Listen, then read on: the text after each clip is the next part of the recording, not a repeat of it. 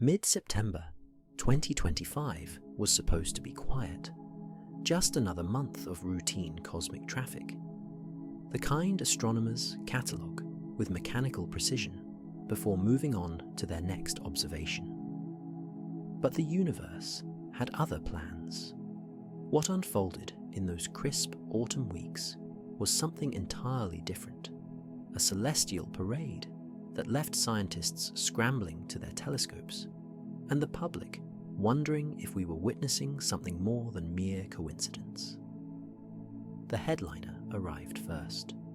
Asteroid 2025 FA22, a mountain-sized chunk of rock measuring somewhere between 130 and 290 meters across. On September 18th, it swept past Earth at just over 2 lunar distances, roughly 835,000 kilometers away, close enough to make headlines, far enough to let us sleep soundly. But here's where the story gets interesting. FA22 didn't come alone. This wasn't your typical lone wolf asteroid making its scheduled appearance. Instead, it felt more like opening night at a cosmic theatre, with multiple performers taking the stage in rapid succession. Small Near-Earth Object 2025. RJ2 had already made its entrance 3 days earlier on September 15th, buzzing past at just 0.78 lunar distances, a mere 300,000 kilometers from our doorstep. In astronomical terms, that's practically a handshake. But these weren't isolated incidents. Throughout that same week, dozens of additional sub-lunar distance visitors painted their trajectories across our local neighborhood, each one catalogued and tracked by the global network of space surveillance systems. It was typical traffic by the numbers, yet something about the clustering felt different. The timing seemed almost choreographed, as if these ancient wanderers had coordinated their arrival for maximum dramatic effect. Then came the supporting cast. Comet C/2025 R2, discovered by the Swan instrument aboard the SOHO spacecraft on September 11th, began brightening toward naked eye visibility near the constellation Virgo. Its tail stretched across the evening sky like a cosmic brushstroke, visible to anyone who knew where to look as twilight surrendered to darkness.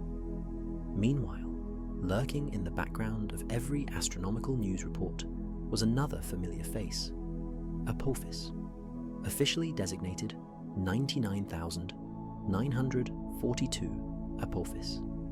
This is the asteroid that once topped every planetary defense worry list. The 400-meter wide mountain of rock scheduled for an uncomfortably close encounter with Earth on April the 13th, 2029. That flyby will bring Apophis within 32,000 kilometers of our planet's surface, closer than our geostationary satellites. But the real star of this celestial show was still waiting in the wings. Hidden among the routine discovery announcements was something unprecedented.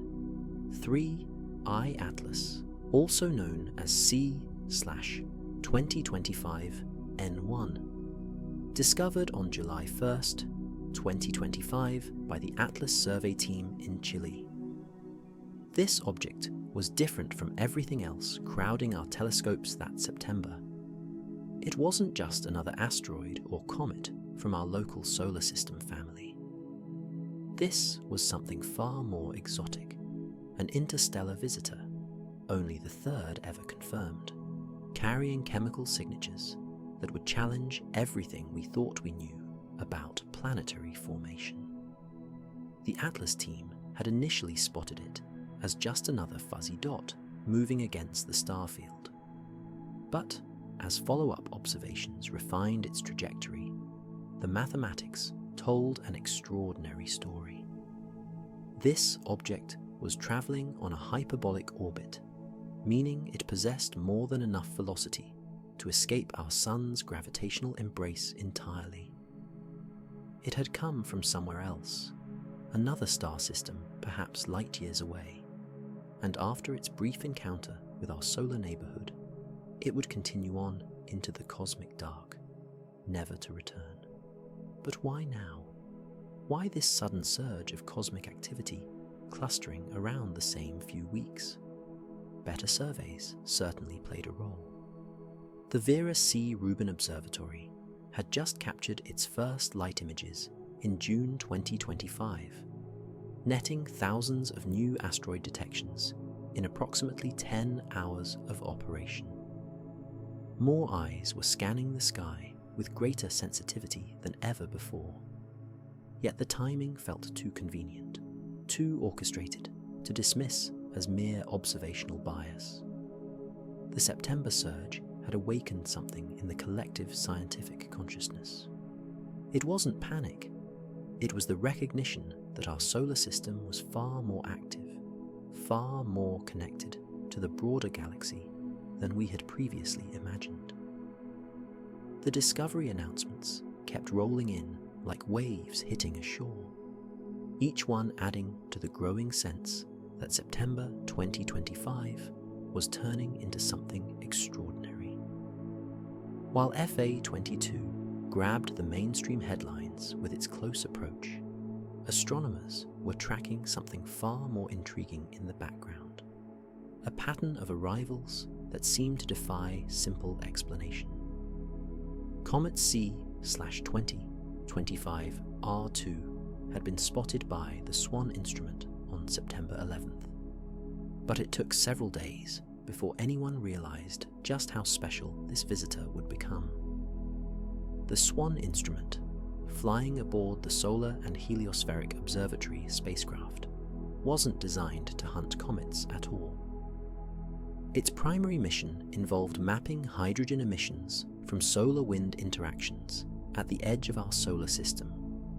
But comets have a habit of announcing themselves through hydrogen signatures when they start releasing water vapor during their approach toward the Sun. By mid-September, the comet had brightened to approximately 6th magnitude, hovering right at the threshold of naked eye visibility under dark rural skies. Amateur astronomers began reporting sightings near the constellation Virgo, close to the bright star Spica and the reddish glow of Mars in the western sky after sunset. The comet's tail was growing longer and more structured as solar heating drove volatile ices to sublimate from its nucleus, creating the classic coma and tail structure that has inspired human imagination for millennia. But comets are fragile creatures. Unlike the solid rock and metal construction of asteroids, comets are essentially dirty snowballs, loose aggregations of ice, dust, and organic compounds, held together by weak gravitational forces and frozen volatiles. As they approach the Sun, the same heating that creates their spectacular tails can also tear them apart entirely. Many comets discovered by SWAN never survive their first close encounter with solar radiation, fragmenting into debris streams that produce brief meteor showers before dissipating entirely. The survival question added tension to the September observations. Would this newcomer hold together as it faced the Sun's intense radiation? Or would it join the long list of comets that shattered under thermal stress, leaving behind only glowing debris trails as monuments to their brief stellar careers? Meanwhile, the routine catalogue of near-Earth objects continued to grow at an unprecedented pace. The Vera C. Rubin Observatory, which had achieved first light just 3 months earlier in June 2025, was revolutionizing asteroid detection. In approximately 10 hours of operation, it had netted thousands of new asteroid detections, revealing the true population density of our solar system's small body constituency. The numbers were staggering.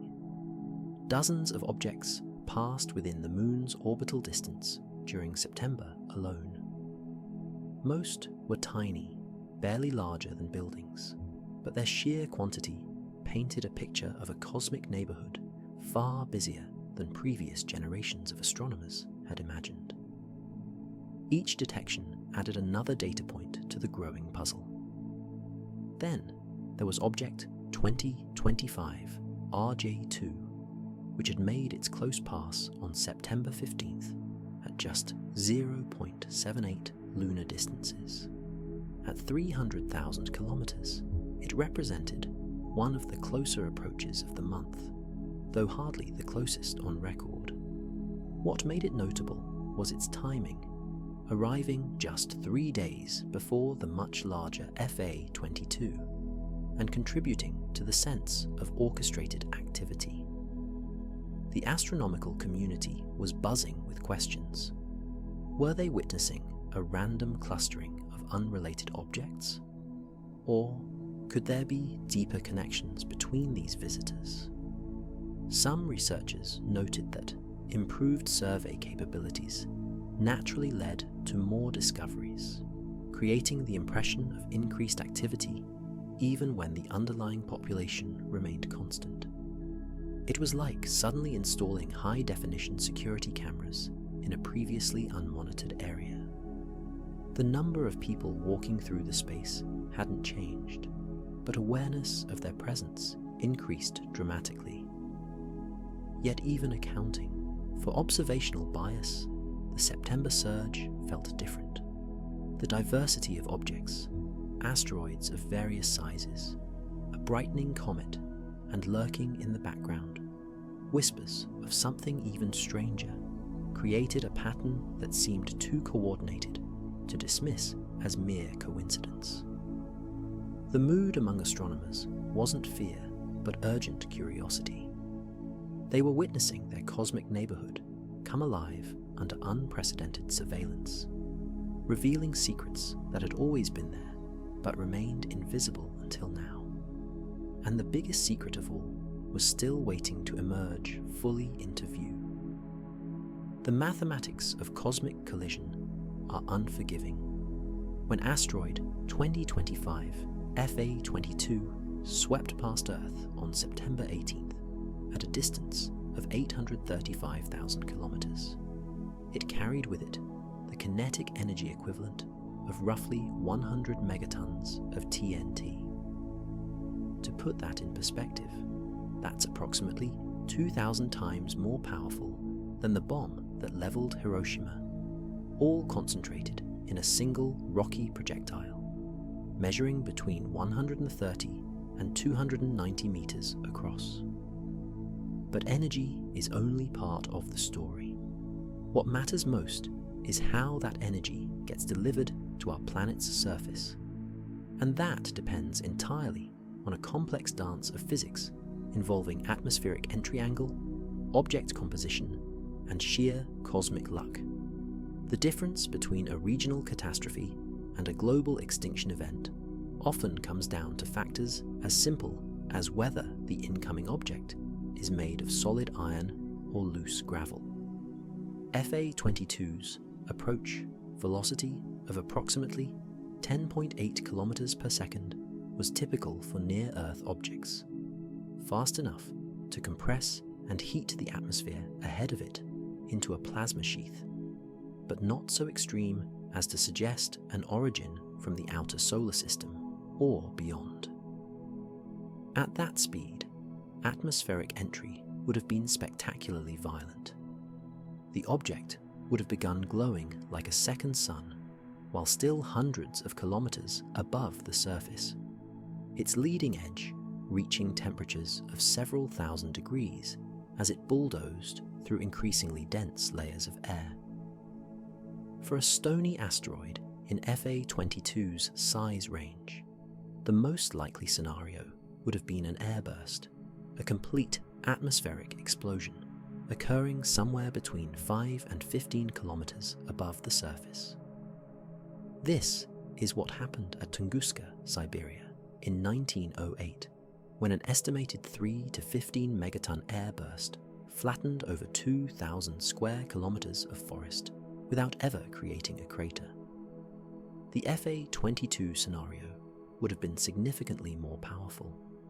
Imagine standing 200 kilometers away from ground zero on a clear morning. First would come the light, a flash brighter than the sun, visible even in broad daylight, burning retinas and igniting clothing and vegetation across hundreds of square kilometers. The thermal pulse would last several seconds, long enough to cause third-degree burns to exposed skin at distances exceeding 100 kilometers. Then would come the sound. The shockwave from a 100 megaton airburst would shatter windows across an area the size of a small country. The overpressure wave would flatten most residential buildings within 50 kilometers of ground zero and cause significant structural damage out to distances approaching 150 kilometers. Even well-built concrete structures would suffer severe damage within the inner destruction zone. But what if FA-22 had been made of denser material or arrived at a shallower angle that allowed it to penetrate deeper into the atmosphere before fragmenting? The crater scenario presents an entirely different kind of devastation.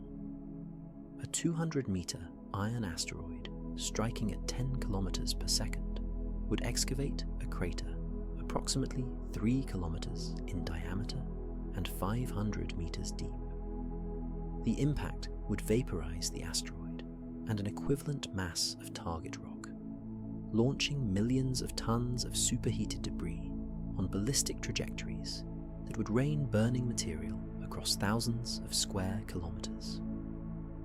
Yet, perhaps the most terrifying scenario would be an ocean impact.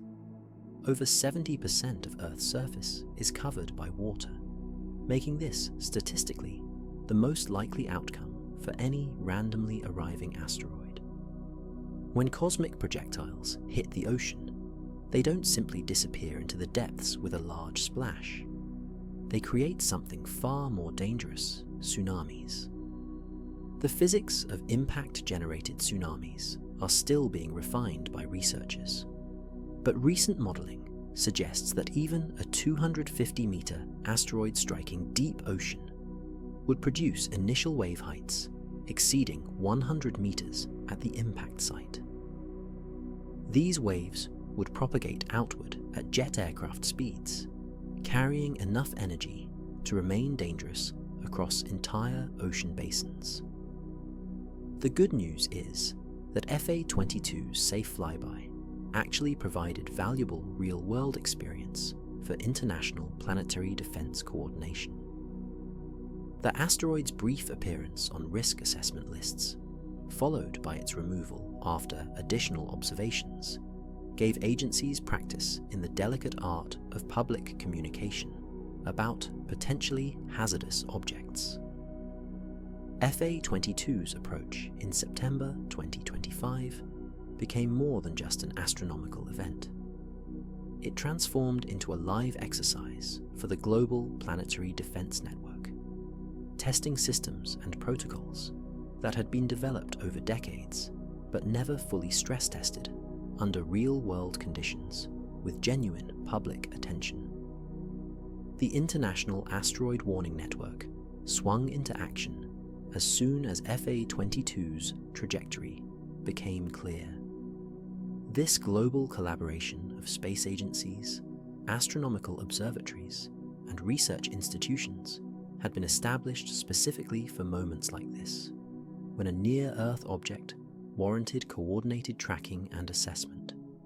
The network's primary function is simple but critical: share observational data rapidly across international boundaries to refine orbital calculations and determine whether an object poses any actual threat.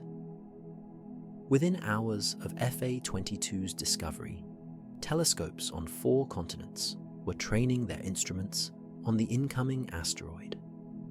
Each observation added precision to the orbital calculations, narrowing the uncertainty region that initially made impact probability difficult to assess. This is where the challenge of planetary defense communication becomes most delicate. Early orbital determinations always carry significant uncertainty because there's simply not enough data yet to plot the trajectory with high precision. The European Space Agency's risk assessment list briefly included FA-22 during this early uncertainty period. For a few tense days, the mathematics couldn't completely rule out an Earth impact. The probability was low, perhaps 1 in several thousand, but it existed. This triggered internal discussions at space agencies worldwide about when and how to communicate potential threats to the public. The balance is razor thin. Wait too long to announce a possible threat, and you risk losing valuable preparation time if the object does turn out to be on a collision course. But announce too early, while uncertainties remain high, and you risk triggering unnecessary panic that could cause economic disruption and erode public trust if the threat assessment changes as better data arrives. FA-22's case followed the established protocol perfectly. Initial observations flagged it for attention. Additional tracking data from multiple observatories refined the orbit. Within 72 hours, the calculations had improved enough to definitively rule out any impact risk. The asteroid was removed from risk lists, and public announcements emphasized both the safe flyby distance and the effectiveness of detection systems. But the exercise revealed important lessons about the human side of planetary defense. Media coverage during those uncertain 72 hours varied wildly. Some outlets provided measured reporting that accurately conveyed both the low probability of impact and the ongoing refinement of orbital data. Others ran sensationalized headlines that emphasized worst-case scenarios while downplaying the rapidly improving trajectory calculations. Social media amplified both accurate information and wild speculation in equal measure. Conspiracy theories emerged suggesting governments were hiding the true impact risk. Amateur astronomers shared telescope images and orbital plots, some accurate and helpful, others misleading. The planetary defense community watched this information chaos unfold and realized that technical capability to track asteroids was only half the challenge. The other half was managing public communication in an era of instant global information spread. The coordination between observatories also proved remarkably effective. The global network of professional and amateur astronomers operates on principles of open data sharing.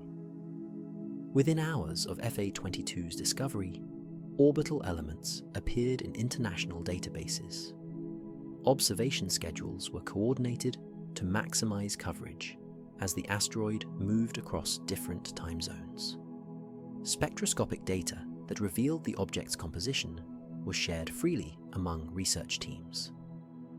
This open collaboration stood in stark contrast to Cold War-era space activities, when such information might have been classified or restricted. The modern planetary defense framework recognizes that asteroid threats don't respect national boundaries. An impact anywhere affects everyone, making international cooperation not just beneficial, but essential. FA-22's safe passage on September 18th came almost as an anticlimax after the days of intensive tracking and analysis.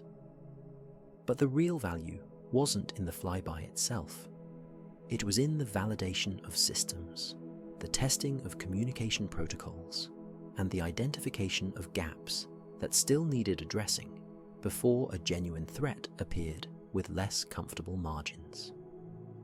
Comet C/2025, R2, wasn't just another cosmic visitor brightening in the September sky. It represented something that astronomers both love and fear.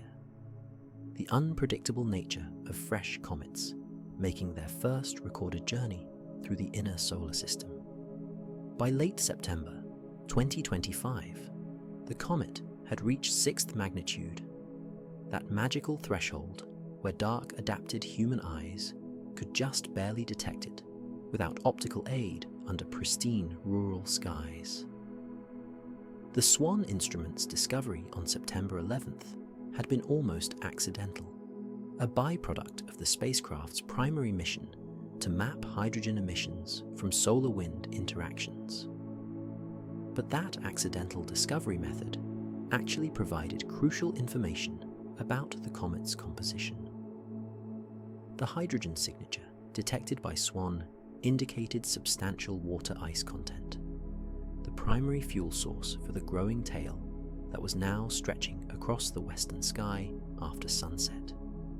Amateur astronomers across the northern hemisphere were reporting the comet's position near Virgo, close to the bright star Spica. Through binoculars, observers could see the developing coma, that fuzzy envelope of gas and dust surrounding the nucleus, along with a faint tail pointing away from the sun.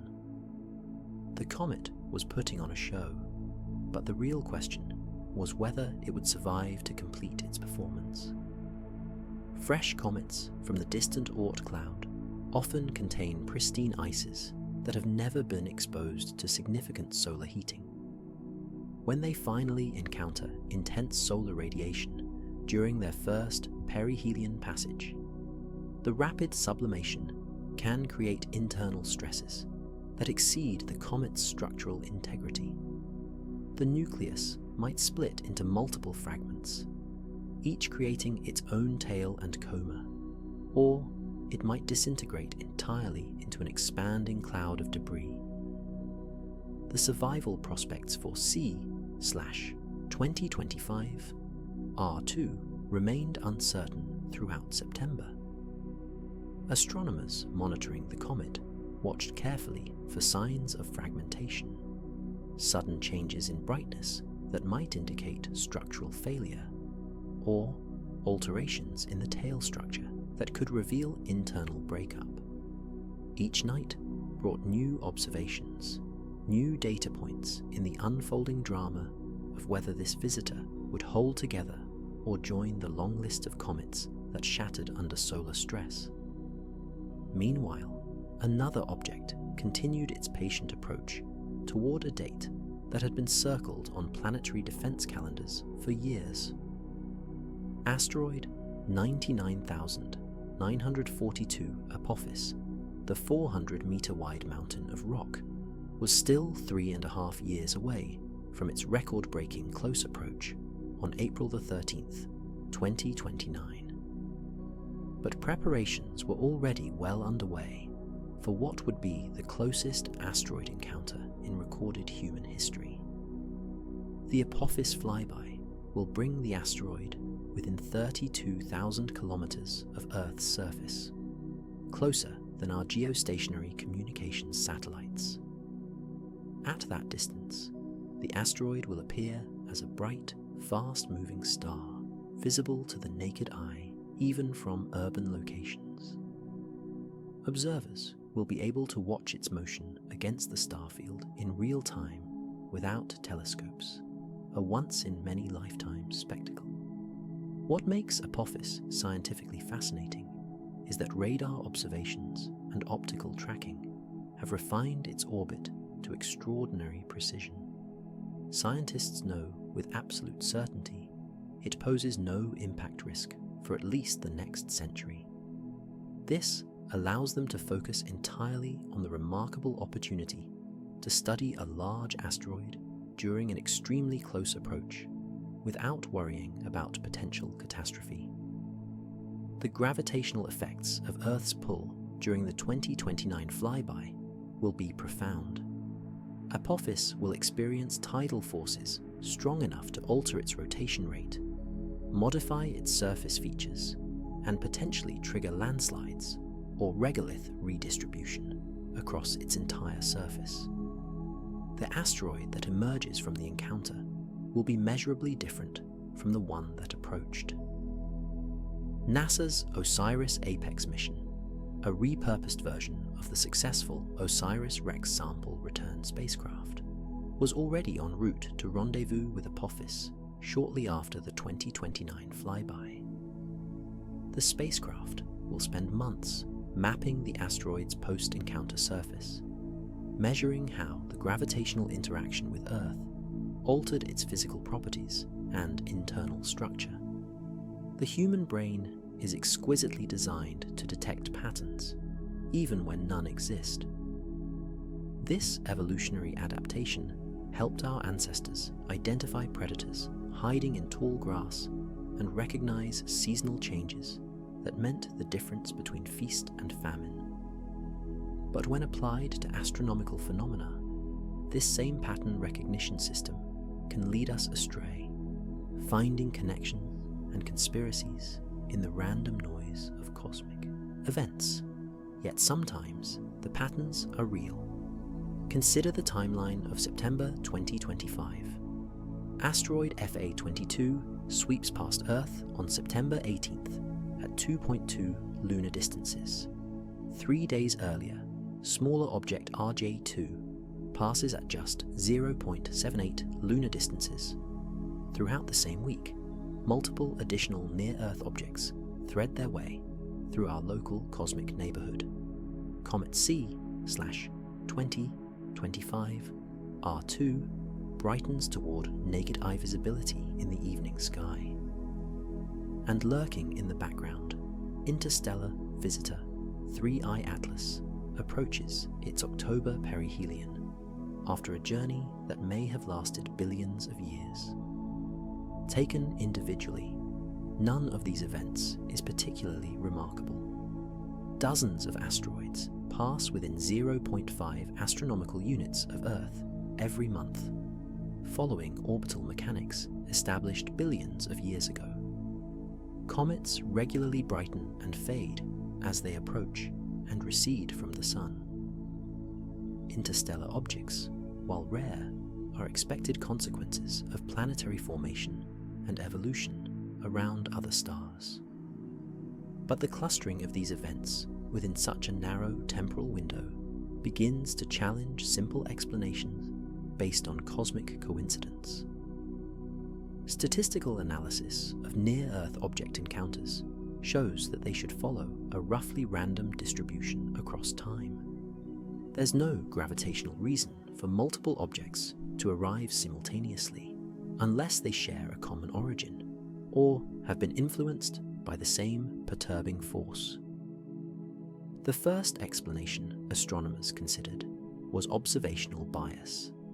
The Vera C. Rubin Observatory had achieved first light just 3 months earlier in June 2025, dramatically expanding detection capabilities. More eyes scanning the sky with greater sensitivity meant more discoveries, creating the impression of increased activity even when the underlying population remained constant. This explanation held considerable merit. Previous asteroid surveys, operating with much longer intervals between observations, might have missed many objects or failed to recognize clustering patterns that would be obvious under continuous surveillance. It was like suddenly installing high-definition security cameras in a previously unmonitored area. The number of people walking through the space hadn't changed, but awareness of their presence increased dramatically. Yet even accounting for improved detection capabilities, the September surge seemed statistically unusual. Researchers began running probability calculations, asking what the odds were that an interstellar visitor would arrive during the same narrow window as an unusually active period of near-Earth object encounters. The numbers were uncomfortable. Not impossible, but improbable enough to warrant closer examination. Some researchers proposed that seasonal factors might be at work. Earth's orbital motion carries us through different regions of the inner solar system throughout the year. It's possible that September 2025 corresponded to our passage through a particularly populated zone of space debris. Alternatively, the apparent clustering might result from complex gravitational resonances that can synchronize the orbits of multiple objects over geological timescales. The psychological phenomenon of apophenia, the tendency to perceive meaningful patterns in random information, was also influencing interpretation of events. Once the first few close approaches were reported, both astronomers and the public became hyper-aware of subsequent discoveries. Objects that might have passed unnoticed during a quieter news cycle suddenly received attention, creating a feedback loop that amplified the perception of unusual activity. But the nagging question remained: why now? Why this particular September? The coincidence of 3I Atlas arriving with its unprecedented chemistry during the same period as enhanced near-Earth object activity stretched credibility. Either the universe was delivering an extraordinarily unlikely convergence of unrelated phenomena, or something more fundamental was at work that current understanding couldn't yet explain. On July 1st, 2025, a routine automated sky survey captured something extraordinary, disguised as an unremarkable dot of light. The Atlas telescope array at Rio Hurtado, Chile, had photographed thousands of such objects: asteroids, comets, and distant stars shifting position against the stellar background. But this particular dot would soon rewrite our understanding of what travels between the stars. Initially catalogued as just another potential near-Earth object, the object that would become known as 3I Atlas appeared no different from countless other discoveries in the Atlas database. The automated systems flagged it for follow-up observations based on its apparent motion across the sky, and within days, telescopes around the world were tracking its trajectory with increasing precision. It was during this routine astrometric follow-up that astronomers realized they were dealing with something unprecedented. The mathematics were unmistakable. As more observational data refined the object's orbital elements, one parameter stood out with startling clarity. Its orbital eccentricity exceeded unity. In celestial mechanics, this is the signature of a hyperbolic trajectory, an orbit carrying more than enough velocity to escape the Sun's gravitational influence entirely. This object wasn't bound to our solar system. It was just passing through. 3I Atlas became only the third confirmed interstellar visitor in human history, following the mysterious cigar-shaped object 1I/Oumuamua in 2017 and Comet 2 I/Borisov in 2019.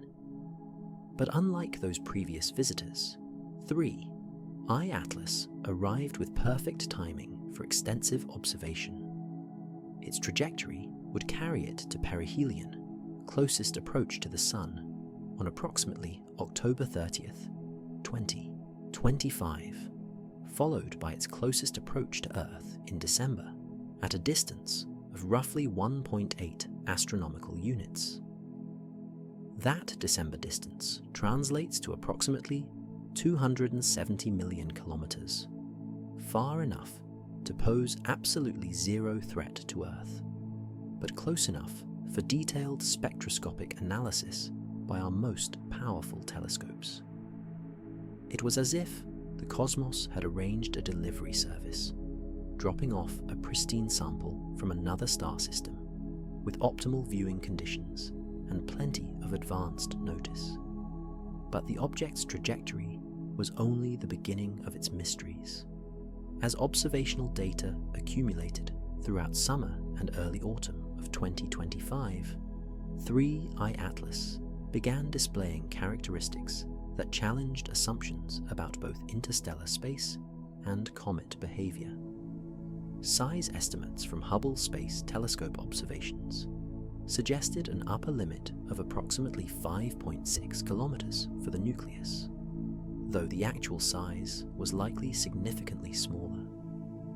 What truly set 3I Atlas apart from its interstellar predecessors was its unmistakably cometary behavior. Unlike 1I/Oumuamua, which showed no visible coma or tail despite its puzzling non-gravitational acceleration, 3I Atlas developed a classic cometary appearance as it approached the Sun. By September, ground-based telescopes were resolving a substantial coma, the cloud of dust and gas surrounding the nucleus, along with the beginnings of what would become an impressive tail structure. This cometary activity provided the first clues to the object's truly alien chemistry. When the James Webb Space Telescope turned its infrared spectrographs toward 3I Atlas in late summer 2025, the results were unlike anything seen in solar system comets. The object's coma showed an unusually high ratio of carbon dioxide to water vapor, among the highest carbon dioxide to water ratios ever measured in a comet. The extreme carbon dioxide dominance suggested formation in the frigid outer regions of its parent planetary system, far beyond where most solar system comets originate. Either this object condensed from a protoplanetary disk that was unusually rich in carbon dioxide, or it formed so far from its parent star that water ice never had a chance to accumulate in significant quantities. The first hints that 3I Atlas was something truly unusual emerged not from its hyperbolic trajectory, but from how it behaved as it began its approach toward the inner solar system. Throughout August 2025, astronomers conducting routine spectroscopic observations started noticing features in the data that didn't quite match their expectations for typical comets, even interstellar ones. The chemical signatures were the first puzzle.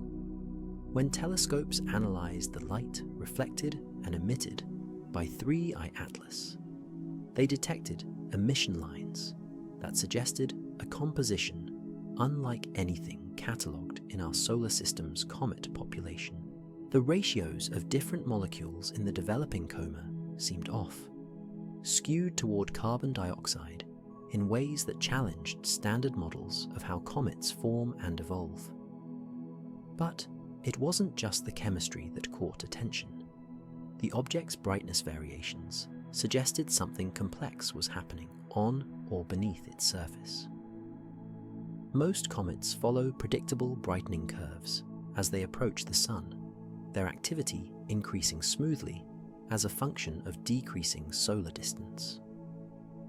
3I Atlas displayed periodic flare-ups that seemed to occur independently of its distance from the Sun.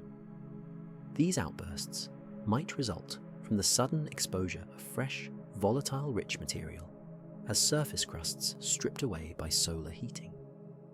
Many comets develop insulating mantles of dust and processed organics that suppress sublimation until thermal stresses or gas pressure rupture these protective layers.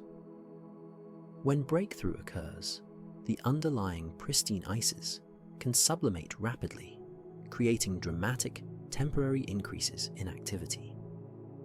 Yet the pattern of outbursts on 3I Atlas seemed more regular, more structured than the chaotic fragmentation events typical of solar system comets. Some observers began wondering whether they were witnessing internal processes fundamentally different from what happens in objects that formed around our Sun. The tail structure added another layer to the mystery. By late August, ground-based facilities were resolving multiple tail components with different orientations and colors. This suggested ongoing activation of different volatile reservoirs across various regions of the nucleus.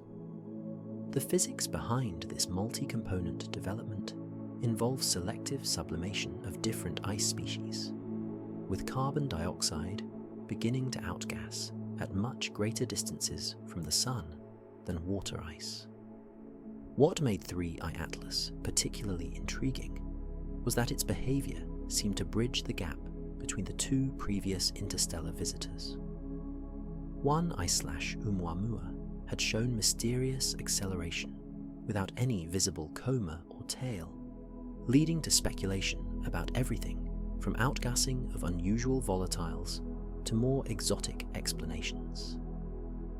2I/Borisov had appeared remarkably normal, displaying typical comet characteristics that suggested interstellar objects might not be fundamentally different from solar system comets after all.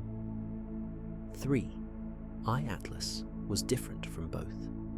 It clearly exhibited cometary activity, like Borisov, but the chemistry and behavior patterns were unlike anything astronomers had seen before. The object was simultaneously familiar and alien, following known physical principles while expressing them in ways that suggested formation conditions dramatically different from our local cosmic neighborhood. The scientific community's reaction shifted from routine cataloging to intense scrutiny. Major observatories began allocating more telescope time to 3I Atlas observations. Spectroscopic campaigns were organized to capture data across multiple wavelengths. Theoretical teams started running models to explain the unusual chemical signatures and episodic brightening behavior. By early September, as the asteroid parade began grabbing headlines, 3I Atlas was quietly becoming the focus of what might be the most intensive observational campaign ever directed at an interstellar object. The timing was remarkable. The object would remain observable through September, before disappearing behind solar glare during its late October perihelion passage. Then, it would re-emerge in December for its closest approach to Earth, positioned perfectly for extended study. When the James Webb Space Telescope turned its powerful infrared instruments toward 3I Atlas in late August 2025, astronomers expected to see something unusual. After all, this was only the third confirmed interstellar visitor ever detected. What they didn't expect was data that would fundamentally challenge their understanding of how comets form around other stars. The spectroscopic results came back showing carbon dioxide, lots of it. The ratio of carbon dioxide to water vapor in 3I Atlas's coma was among the highest ever measured in any comet, interstellar or otherwise. This wasn't just a minor compositional quirk, it was a chemical signature that seemed to violate basic principles of planetary system formation. To understand why this chemistry is so remarkable, consider how comets typically form. Water ice condenses from protoplanetary disks at temperatures around 150 Kelvin, corresponding to orbital distances of approximately 2 to 3 astronomical units from a Sun-like star. This is why most solar system comets, even those that formed in the outer regions beyond Neptune's orbit, still contain substantial quantities of water ice mixed with other volatiles. Carbon dioxide has a much lower condensation temperature. It only becomes a major component of cometary ices at distances exceeding 10 astronomical units from the parent star, where temperatures drop below 80 Kelvin. Even then, carbon dioxide typically remains a minor constituent compared to water ice. The chemistry follows predictable patterns based on temperature gradients in the protoplanetary disk. The extreme carbon dioxide dominance in 3I Atlas suggested formation under conditions unlike anything in our solar system. Either this object condensed from a protoplanetary disk that was unusually rich in carbon dioxide, for reasons not yet understood, or it formed so far from its parent star that water ice never had a chance to accumulate in significant quantities. Both scenarios presented problems for existing theories. A disk unusually rich in carbon dioxide would require some mechanism to preferentially deliver carbon dioxide while depleting water, perhaps involving complex chemical reactions in the outer disk regions or selective processing by stellar radiation. Formation at extreme distances would require a planetary system much larger than our own, with a debris disk extending far beyond where planets typically form. There was also a third possibility that some researchers began discussing quietly. What if 3I Atlas had undergone extensive processing during its journey through interstellar space? Cosmic ray bombardment over millions or billions of years could potentially alter surface chemistry through radiolysis, the breaking of chemical bonds by high-energy radiation. If this process preferentially removed water molecules while leaving carbon dioxide intact, it might explain the current composition without requiring exotic formation conditions. But this explanation faced its own challenges. The energy required to selectively deplete water across the entire volume of a kilometers-wide object seemed implausibly high. Cosmic rays penetrate only the outer layers of solid bodies, affecting perhaps the top meter or two of material. The bulk composition should remain unchanged unless the object had been completely disrupted and reassembled during its journey. The data forced astronomers to confront an uncomfortable reality. They were observing authentic material from another planetary system, formed under conditions that might be fundamentally different from those that created our solar system. The chemical signatures preserved in 3I Atlas provided direct evidence that planet formation around other stars could follow pathways that current theories didn't adequately describe. The chemical mysteries of 3I Atlas deepened in early September 2025 when spectroscopic observations from the Very Large Telescope in Chile revealed another puzzling feature. The object's coma showed prominent emission lines from nickel atoms, but the corresponding signatures from iron were surprisingly weak. This represented a significant departure from typical compositions where iron and nickel occur in roughly solar proportions. In our solar system, iron and nickel abundances reflect the elemental makeup of the stellar nebula from which the Sun and planets condensed 4.6 billion years ago. These elements were forged in the nuclear furnaces of ancient stars and distributed through space by supernova explosions. When the solar nebula collapsed to form our planetary system, it inherited these elemental abundances, and they've remained remarkably consistent across asteroids, comets, and planets ever since. The apparent depletion of iron relative to nickel in 3I Atlas raised fundamental questions about its formation environment or subsequent evolution.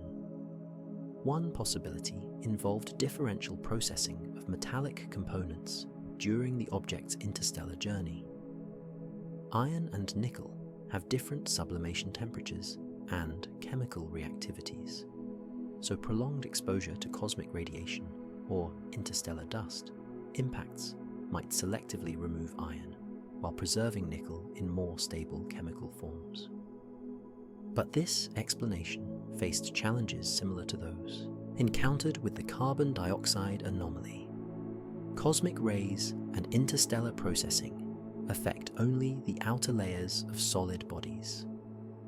For the bulk composition to show such dramatic iron depletion would require either complete disruption and reassembly of the object during its journey, or formation conditions that were fundamentally different from our solar system's origins. The alternative hypothesis was more intriguing and potentially more profound. What if 3I Atlas formed around a star with non-solar elemental abundances? Stars in different galactic populations show varying chemical compositions depending on when and where they formed. Older stars from the thick disk or halo components of the Milky Way often have lower overall metal content and different elemental ratios compared to younger thin disk stars like our Sun. If 3I Atlas originated from such a stellar environment, the resulting planetary debris might naturally exhibit iron to nickel ratios, unlike those seen in our local cosmic neighborhood. The object would be carrying direct samples of planetary formation processes around a star with a fundamentally different chemical starting point. This possibility opened exciting avenues for galactic archaeology. Every heavy element in 3I Atlas was forged in stellar nucleosynthesis processes and distributed through supernova explosions. The specific ratios of these elements provide fingerprints of the stellar populations that contributed material to the object's parent system. By carefully analyzing these signatures, astronomers might be able to trace 3I Atlas back to a specific galactic environment, even if identifying the exact parent star remained impossible. The nickel anomaly also raised questions about how common such compositional variations might be among interstellar objects. With only 3 confirmed visitors detected so far, the sample size was far too small to draw statistical conclusions. Was 3I Atlas an outlier, formed under unusually exotic conditions? Or did it represent typical debris from stellar systems with different chemical histories than our own? The answer would have profound implications for understanding planetary formation across the galaxy. If every stellar system produces debris with unique chemical fingerprints reflecting its parent star's elemental abundances, then the population of interstellar objects drifting through the galaxy might provide a comprehensive survey of planetary chemistry across different galactic environments and epochs. As autumn progressed and 3I Atlas continued its descent toward the Sun, ground-based observatories began documenting something spectacular. The comet's tail, which had started as a simple elongated feature in early observations, was now developing into a complex multi-component structure that suggested far more intricate processes were occurring on and beneath its surface. The Gemini Observatory in Hawaii captured some of the most detailed images of this tail evolution throughout September 2025. What appeared in these photographs wasn't the classic single tail that graces textbook images of comets. Instead, astronomers were resolving at least 3 distinct tail components, each with different orientations, colors, and apparent particle compositions. The physics behind this multi-component structure involves the selective sublimation of different ice species as the comet encounters increasing solar heating. Comets are essentially dirty snowballs containing a mixture of various volatile materials, each with its own sublimation temperature. As 3I Atlas approached the Sun, these materials began activating in sequence, creating separate outflow streams with distinct properties. The first tail component to develop was dominated by carbon dioxide gas. This made sense, given the extreme carbon dioxide enrichment already detected in spectroscopic observations. Carbon dioxide begins outgassing at much greater distances from the Sun than water ice, potentially creating an initial tail structure when the comet was still far from perihelion.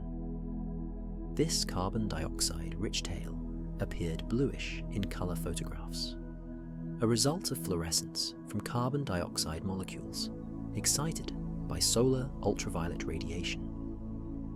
The second component seemed to be driven primarily by dust particles carried along by the sublimating gases. This dust tail appeared broader and more diffuse than the gas tail, with a yellowish-white color from reflected sunlight. The dust particles followed slightly different trajectories than the gas molecules, shaped by solar radiation pressure rather than the solar wind, creating the characteristic curved appearance of dust tails. But it was the third component that truly puzzled observers. Spectroscopic analysis suggested the presence of organic compounds, complex carbon-based molecules that were sublimating from the nucleus and contributing their own distinctive signatures to the overall tail structure. The presence of organics wasn't surprising. Most comets contain such materials. What was unusual was the quantity and diversity of organic species detected in 3I Atlas. Polarimetry measurements, which analyze how scattered sunlight becomes polarized when reflecting off dust particles, provided additional clues about the nature of material being ejected from the nucleus. The polarization signature suggested dust grains with unusual size distributions compared to typical solar system comets. Some particles appeared larger than expected, while others seemed unusually small, creating a bimodal distribution that didn't match standard models of dust production from cometary nuclei. The multi-component tail development also revealed information about the comet's rotation and internal structure. Different regions of the nucleus were clearly activating at different times, possibly indicating a heterogeneous composition where volatile rich patches alternated with more inert material. As 3I Atlas rotated, these active regions would swing into sunlight, triggering bursts of sublimation that fed the various tail components. What made this behavior particularly intriguing was how it differed from the tail structures observed in previous interstellar visitors. 2I/Borisov had displayed relatively simple tail morphology similar to solar system comets. 3I Atlas was revealing that interstellar objects could exhibit far more complex activity patterns, potentially reflecting formation in environments with different thermal and chemical gradients than those found in our solar system's protoplanetary disk. Understanding the rotation of a comet can reveal crucial information about its internal structure, formation history, and mechanical properties. But when astronomers attempted to determine 3I Atlas's rotation period in September 2025, they encountered something unexpected. The object simply wouldn't cooperate with standard analysis techniques. Photometric observations, which measure how an object's brightness changes over time, typically reveal rotation periods quite easily. As a comet spins, different surface features rotate into view, causing predictable brightness variations. A bright icy patch reflects more sunlight than a dark dusty region, creating a periodic signal that repeats with each rotation. For most comets, a few nights of careful observation are sufficient to determine the rotation period with reasonable accuracy. 3I Atlas defied this straightforward approach. The brightness variations astronomers detected didn't show the clean periodic pattern expected from simple rotation. Instead, the light curve displayed complex, almost chaotic fluctuations that seemed to resist any simple interpretation.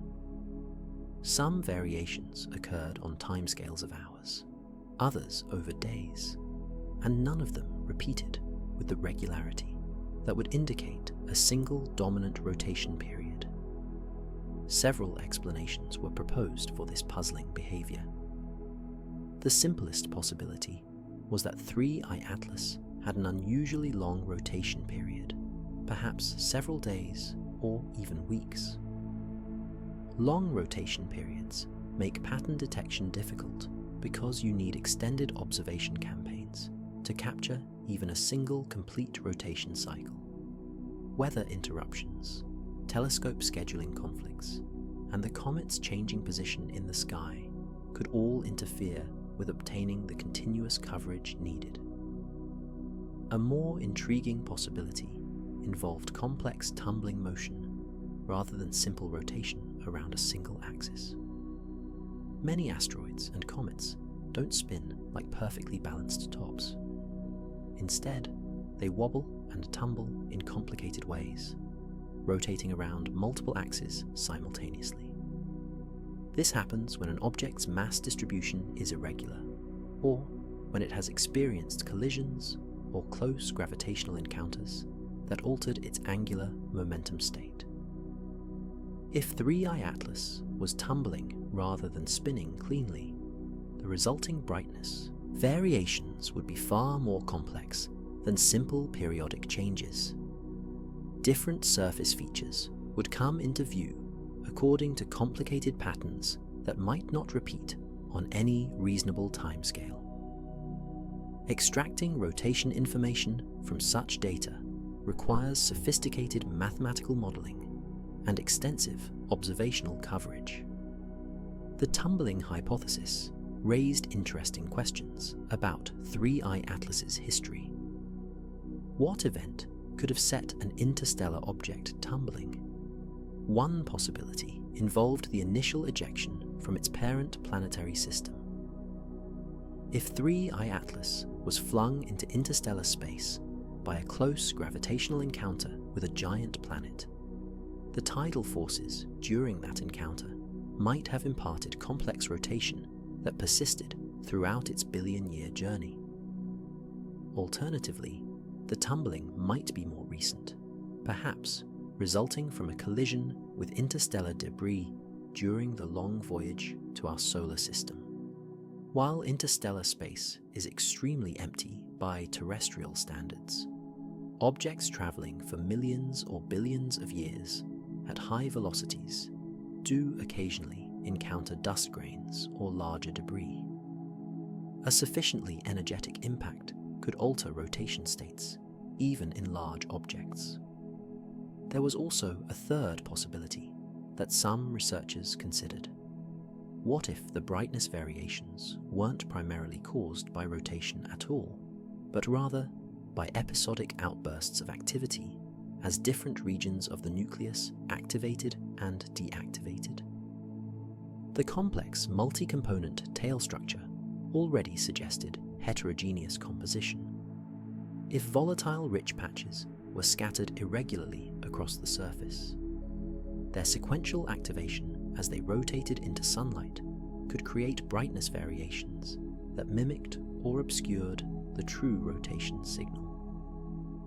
The September 2025 surge served as an uncomfortable reminder of just how precarious our planetary defense capabilities remain, despite decades of technological advancement and international cooperation.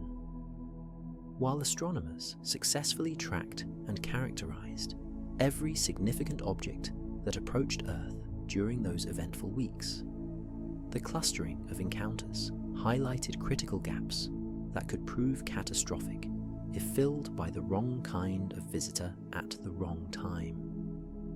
Consider the fundamental challenge of detection geometry.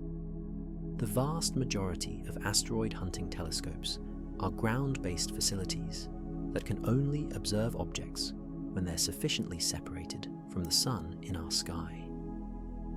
This creates a massive blind spot in the direction of our nearest star, precisely the approach corridor that delivered the Chelyabinsk impactor completely undetected in 2013. An asteroid approaching from the sunward direction remains effectively invisible until the final hours or minutes before atmospheric entry. FA-22's trajectory fortunately carried it well clear of this detection shadow, allowing telescopes worldwide to track its approach for weeks before closest passage. But if its orbit had been inclined differently, or if its approach vector had aligned more closely with the Sun-Earth line, astronomers might have had mere days or hours of warning instead of comfortable lead time.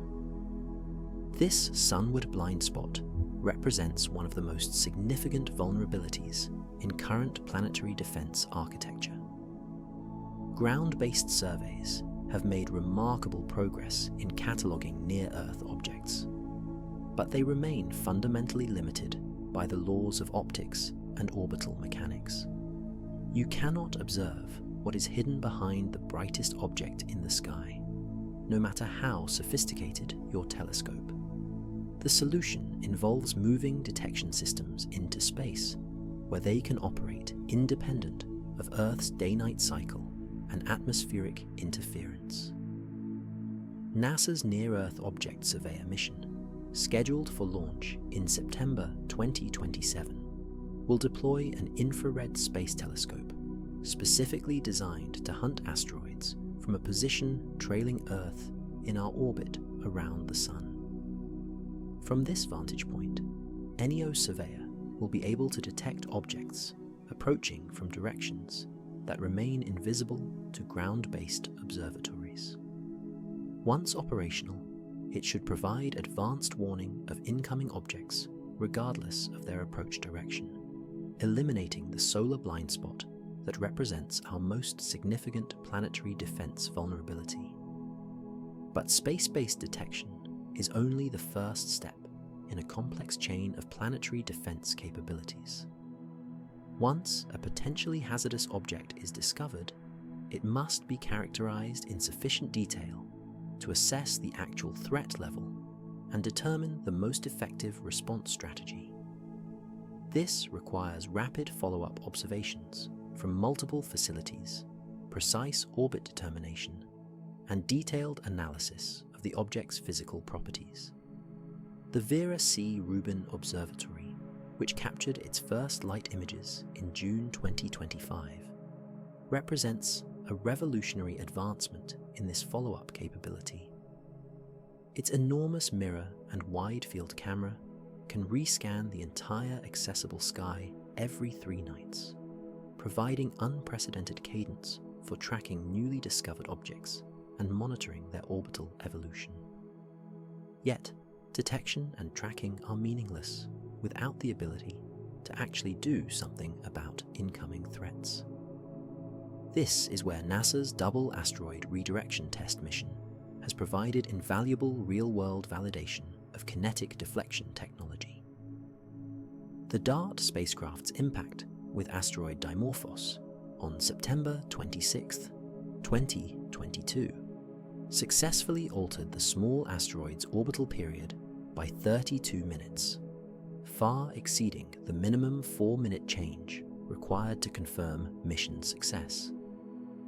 The successful impact of NASA's Double Asteroid Redirection Test spacecraft on September 26, 2022, marked a turning point in humanity's relationship with cosmic threats.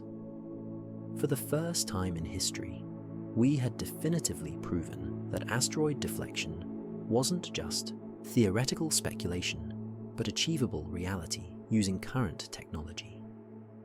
The DART mission targeted Dimorphos, a small moon orbiting the larger asteroid Didymos.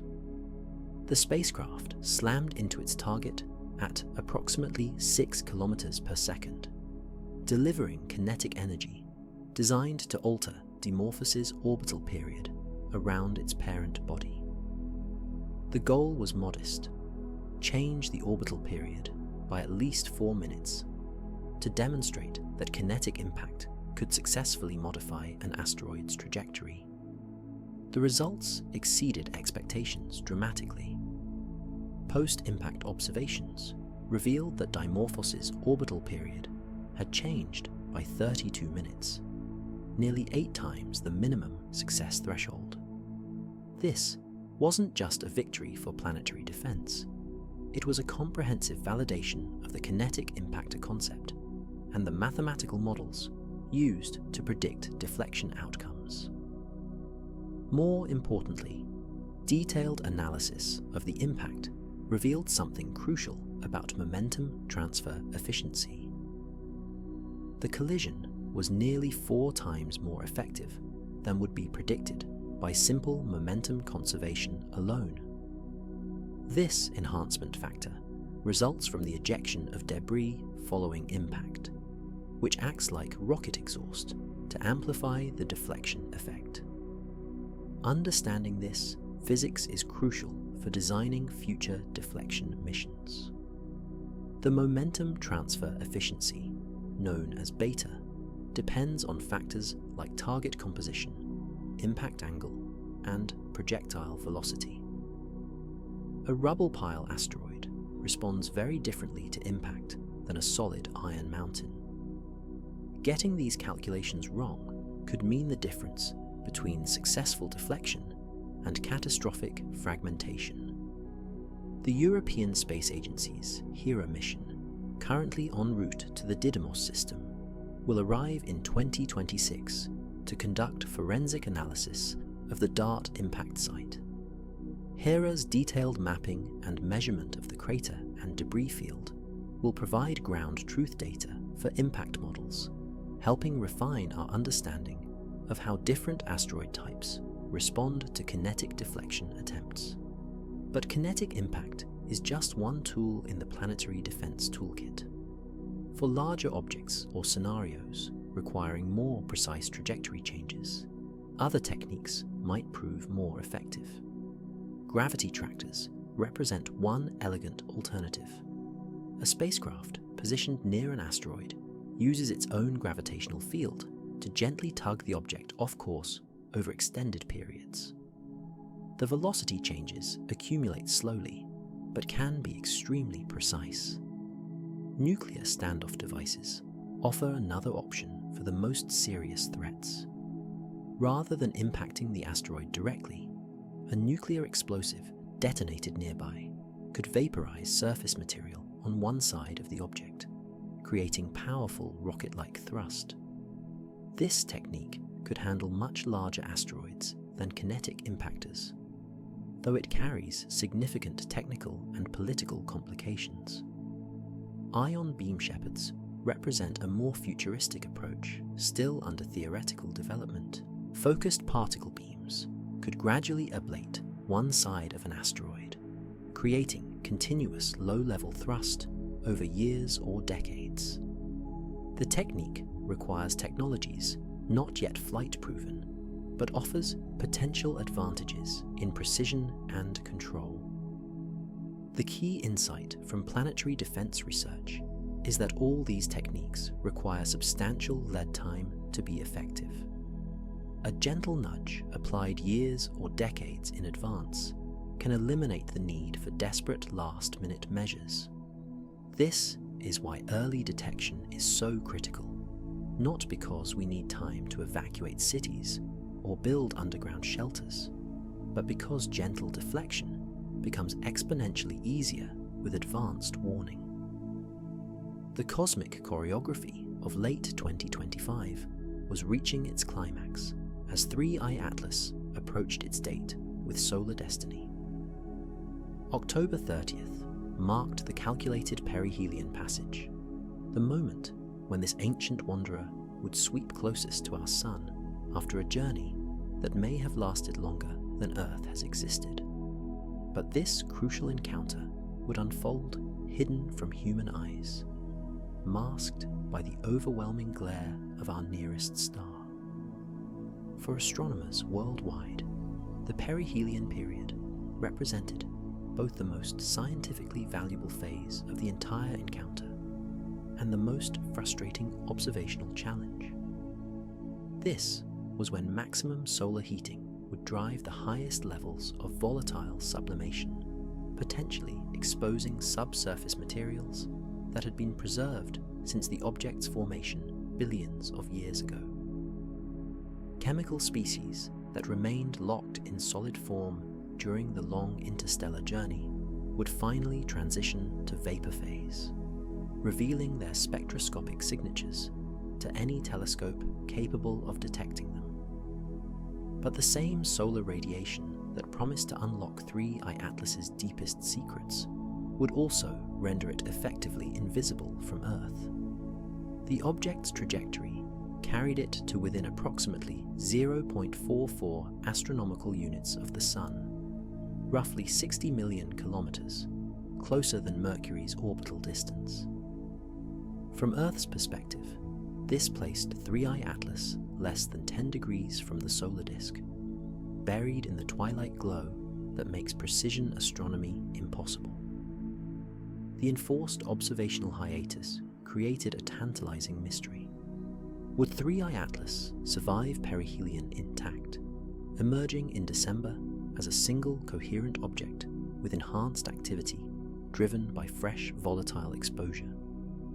Or would thermal stresses fracture its internal structure, breaking it apart into multiple fragments that would create an expanding debris cloud visible as separate cometary objects?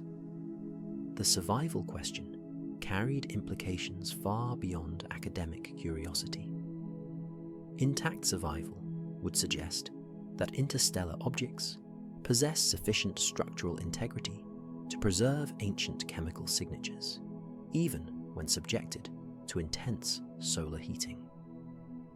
Fragmentation, while spectacularly photogenic, might disperse the very materials that made 3I Atlas scientifically valuable, transforming a pristine sample from another star system into a collection of processed debris streams. Historical precedent offered little guidance.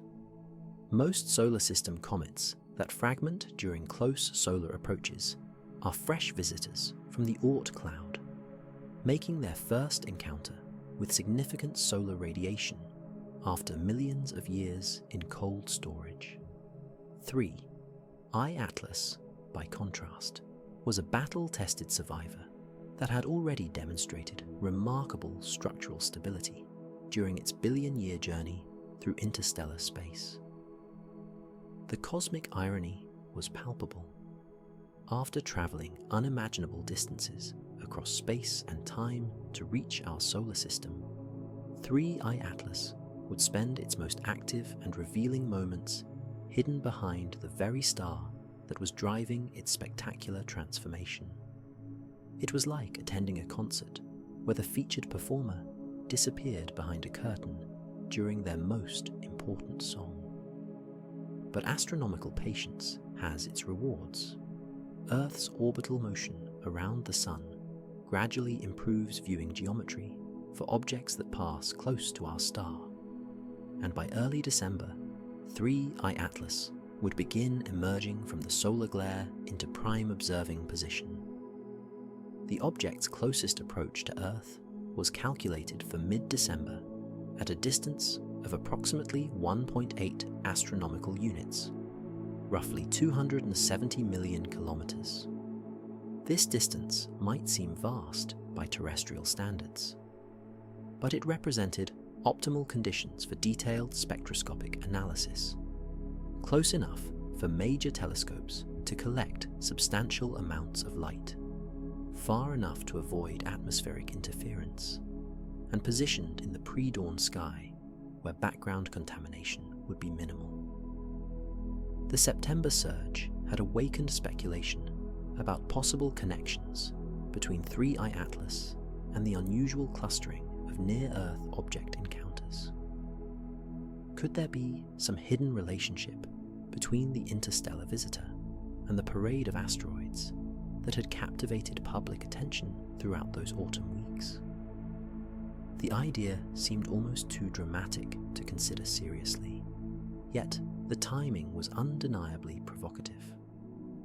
One speculative thread worth examining involved gravitational shepherding, the possibility that 3I Atlas's passage through the inner solar system could somehow influence the trajectories of smaller objects. Large bodies can gravitationally perturb the orbits of smaller ones, potentially creating a debris stream or entourage effect that might explain the clustering of September encounters. However, the physics argue strongly against this scenario. 3. Eye Atlas, even at its maximum estimated size of approximately 6 kilometers, carries insufficient mass to gravitationally influence objects at distances of millions of kilometers. Newton's inverse square law means that gravitational effects fall off rapidly with distance, becoming negligible at the scales involved in the September encounters. To put this in perspective, the gravitational attraction between 3I Atlas and asteroid FA22 during their simultaneous presence in the inner solar system would be roughly equivalent to the gravitational pull between two automobiles parked in neighboring cities. The forces involved are real but utterly inconsequential compared to the overwhelming gravitational dominance of the Sun and planets. Moreover, the orbital elements of the various September visitors show no evidence of common origin or shared dynamical history. FA22 follows a typical near-Earth object orbit with modest eccentricity and inclination.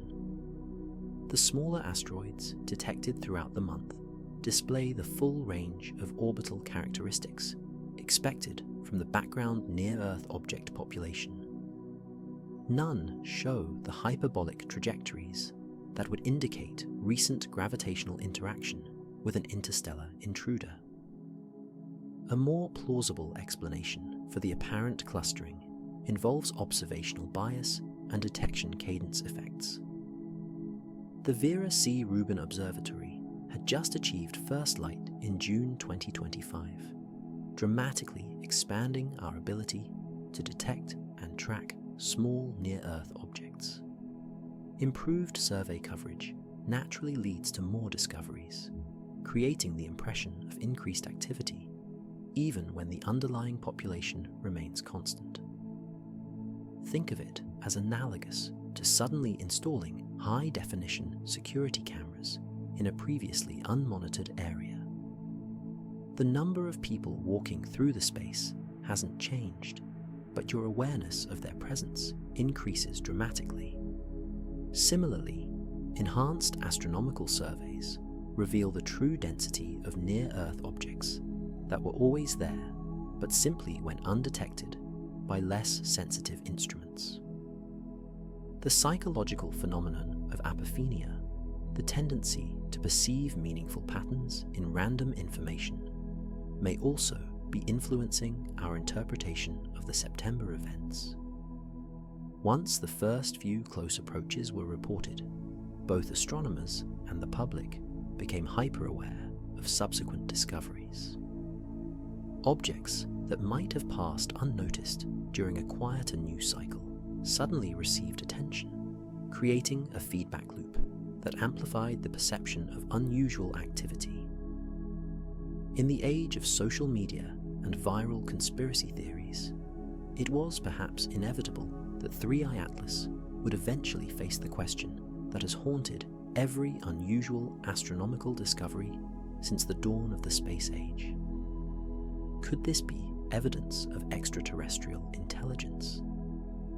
The object's unprecedented chemistry, complex behaviors, and remarkably convenient timing for observation had speculation building by late September 2025. The discussion began innocently enough in academic circles, where researchers noted similarities between 3I Atlas and the controversial object 1I/Oumuamua that had sparked debates about possible artificial origins in 2017. Both were interstellar visitors. Both displayed unusual properties that challenged conventional understanding. Both arrived with trajectories that provided excellent observing opportunities for human astronomers. But the similarities largely ended there, and the differences were profound and telling. Unlike Oumuamua's enigmatic cigar-like shape and mysterious non-gravitational acceleration without visible outgassing, 3I Atlas behaved exactly like what it appeared to be, a comet. It developed a classic coma and tail structure as it approached the Sun. Its brightness variations followed predictable patterns based on volatile sublimation. Its trajectory showed the expected gravitational deflection from solar interaction with additional perturbations easily explained by outgassing forces. Most importantly, 3I Atlas exhibited no signs of controlled or directed motion. Its path through the solar system followed the precise hyperbolic trajectory expected for an unbound visitor under the influence of solar gravity alone. There were no course corrections, no unexplained accelerations, no radio transmissions, no geometric shapes or artificial structures visible even under the highest resolution observations available to human telescopes. The scientific method demands extraordinary evidence for extraordinary claims, and the evidence for 3I Atlas consistently pointed toward natural phenomena, albeit natural phenomena unlike anything previously observed in our cosmic neighborhood. Every strange behavior, every unusual chemical signature, every anomalous physical property had plausible explanations rooted in well-established physics and chemistry. Consider the extreme carbon dioxide dominance that made 3I Atlas's chemistry so remarkable. While unprecedented in solar system comets, this composition could easily result from formation in the outer regions of an unusual planetary system. Stars with different masses, metallicities, or planetary architectures might naturally produce comets with chemical signatures that seem alien to observers familiar only with our local solar system's products. The apparent iron depletion relative to nickel, while puzzling, could reflect either formation in a stellar environment with non-solar elemental ratios or subsequent processing during billions of years of interstellar travel. Cosmic ray bombardment, interstellar dust impacts, and thermal cycling in the cold depths of space might selectively alter surface compositions in ways that create unusual spectroscopic signatures without requiring any artificial intervention. Even the complex multi-component tail structure and episodic brightening events had precedence in solar system comets, though admittedly at the extreme end of observed behaviors. Comet Hale-Bopp displayed multiple tail components with different compositions. Comet Holmes underwent a dramatic outburst that increased its brightness by a factor of nearly 1 million in 2007. Natural processes were clearly capable of producing the kinds of spectacular and unusual behaviors observed in 3I Atlas. The real question wasn't whether 3I Atlas could be artificial. It was why people kept asking. Part of the answer lies in the profound psychological impact of contemplating truly interstellar scales. When we observe objects from other star systems, we're confronting the possibility that intelligence might exist elsewhere in the galaxy. The human mind evolved to navigate social hierarchies and detect agency in complex environments, naturally looks for signs of purpose or intention in unexplained phenomena. This tendency becomes even stronger when dealing with objects that seem to violate our expectations or display properties that stretch the limits of conventional explanation. 3I Atlas's unusual chemistry and convenient observing geometry triggered the same pattern recognition systems that our ancestors used to identify potential predators or allies. When faced with something unprecedented, the brain's default assumption is often that someone or something must be responsible. But nature routinely produces phenomena that exceed human imagination. The universe has had 13.8 billion years to experiment with physics and chemistry under conditions ranging from the interiors of massive stars to the near absolute zero temperatures of interstellar space. The fact that we occasionally encounter natural processes or objects that surprise us isn't evidence of artificial origin. It's evidence that our understanding of cosmic phenomena remains fundamentally incomplete. The media landscape surrounding astronomical discoveries also tends to amplify speculation about artificial origins. Headlines: "Reading scientists baffled by mysterious interstellar visitor" generate more clicks than researchers study unusual but natural comet, regardless of which headline more accurately reflects the scientific consensus. This creates a feedback loop where public interest drives sensationalized coverage, which in turn feeds more speculation about exotic explanations. Social media compounds this effect by allowing unfiltered speculation to spread faster than careful scientific analysis. By the time astronomers have collected sufficient data to characterize an object's properties and rule out artificial origins, alternative theories have already achieved viral status and become resistant to correction through factual information. The historical pattern is clear and consistent. Every unusual astronomical discovery, from pulsars to fast radio bursts, has initially faced speculation about possible artificial origins. In every case, continued observation and analysis have revealed natural explanations that, while often more complex and fascinating than initially anticipated, require no involvement of extraterrestrial intelligence. This doesn't mean we should abandon the search for evidence of extraterrestrial technology. The universe almost certainly contains other intelligent civilizations, and some of them might be capable of interstellar travel or communication. But the detection of such civilizations will require clear, unambiguous evidence of artificial origin, coherent radio signals with information content, objects displaying controlled motion inconsistent with natural forces, or structures that violate the laws of physics as we understand them.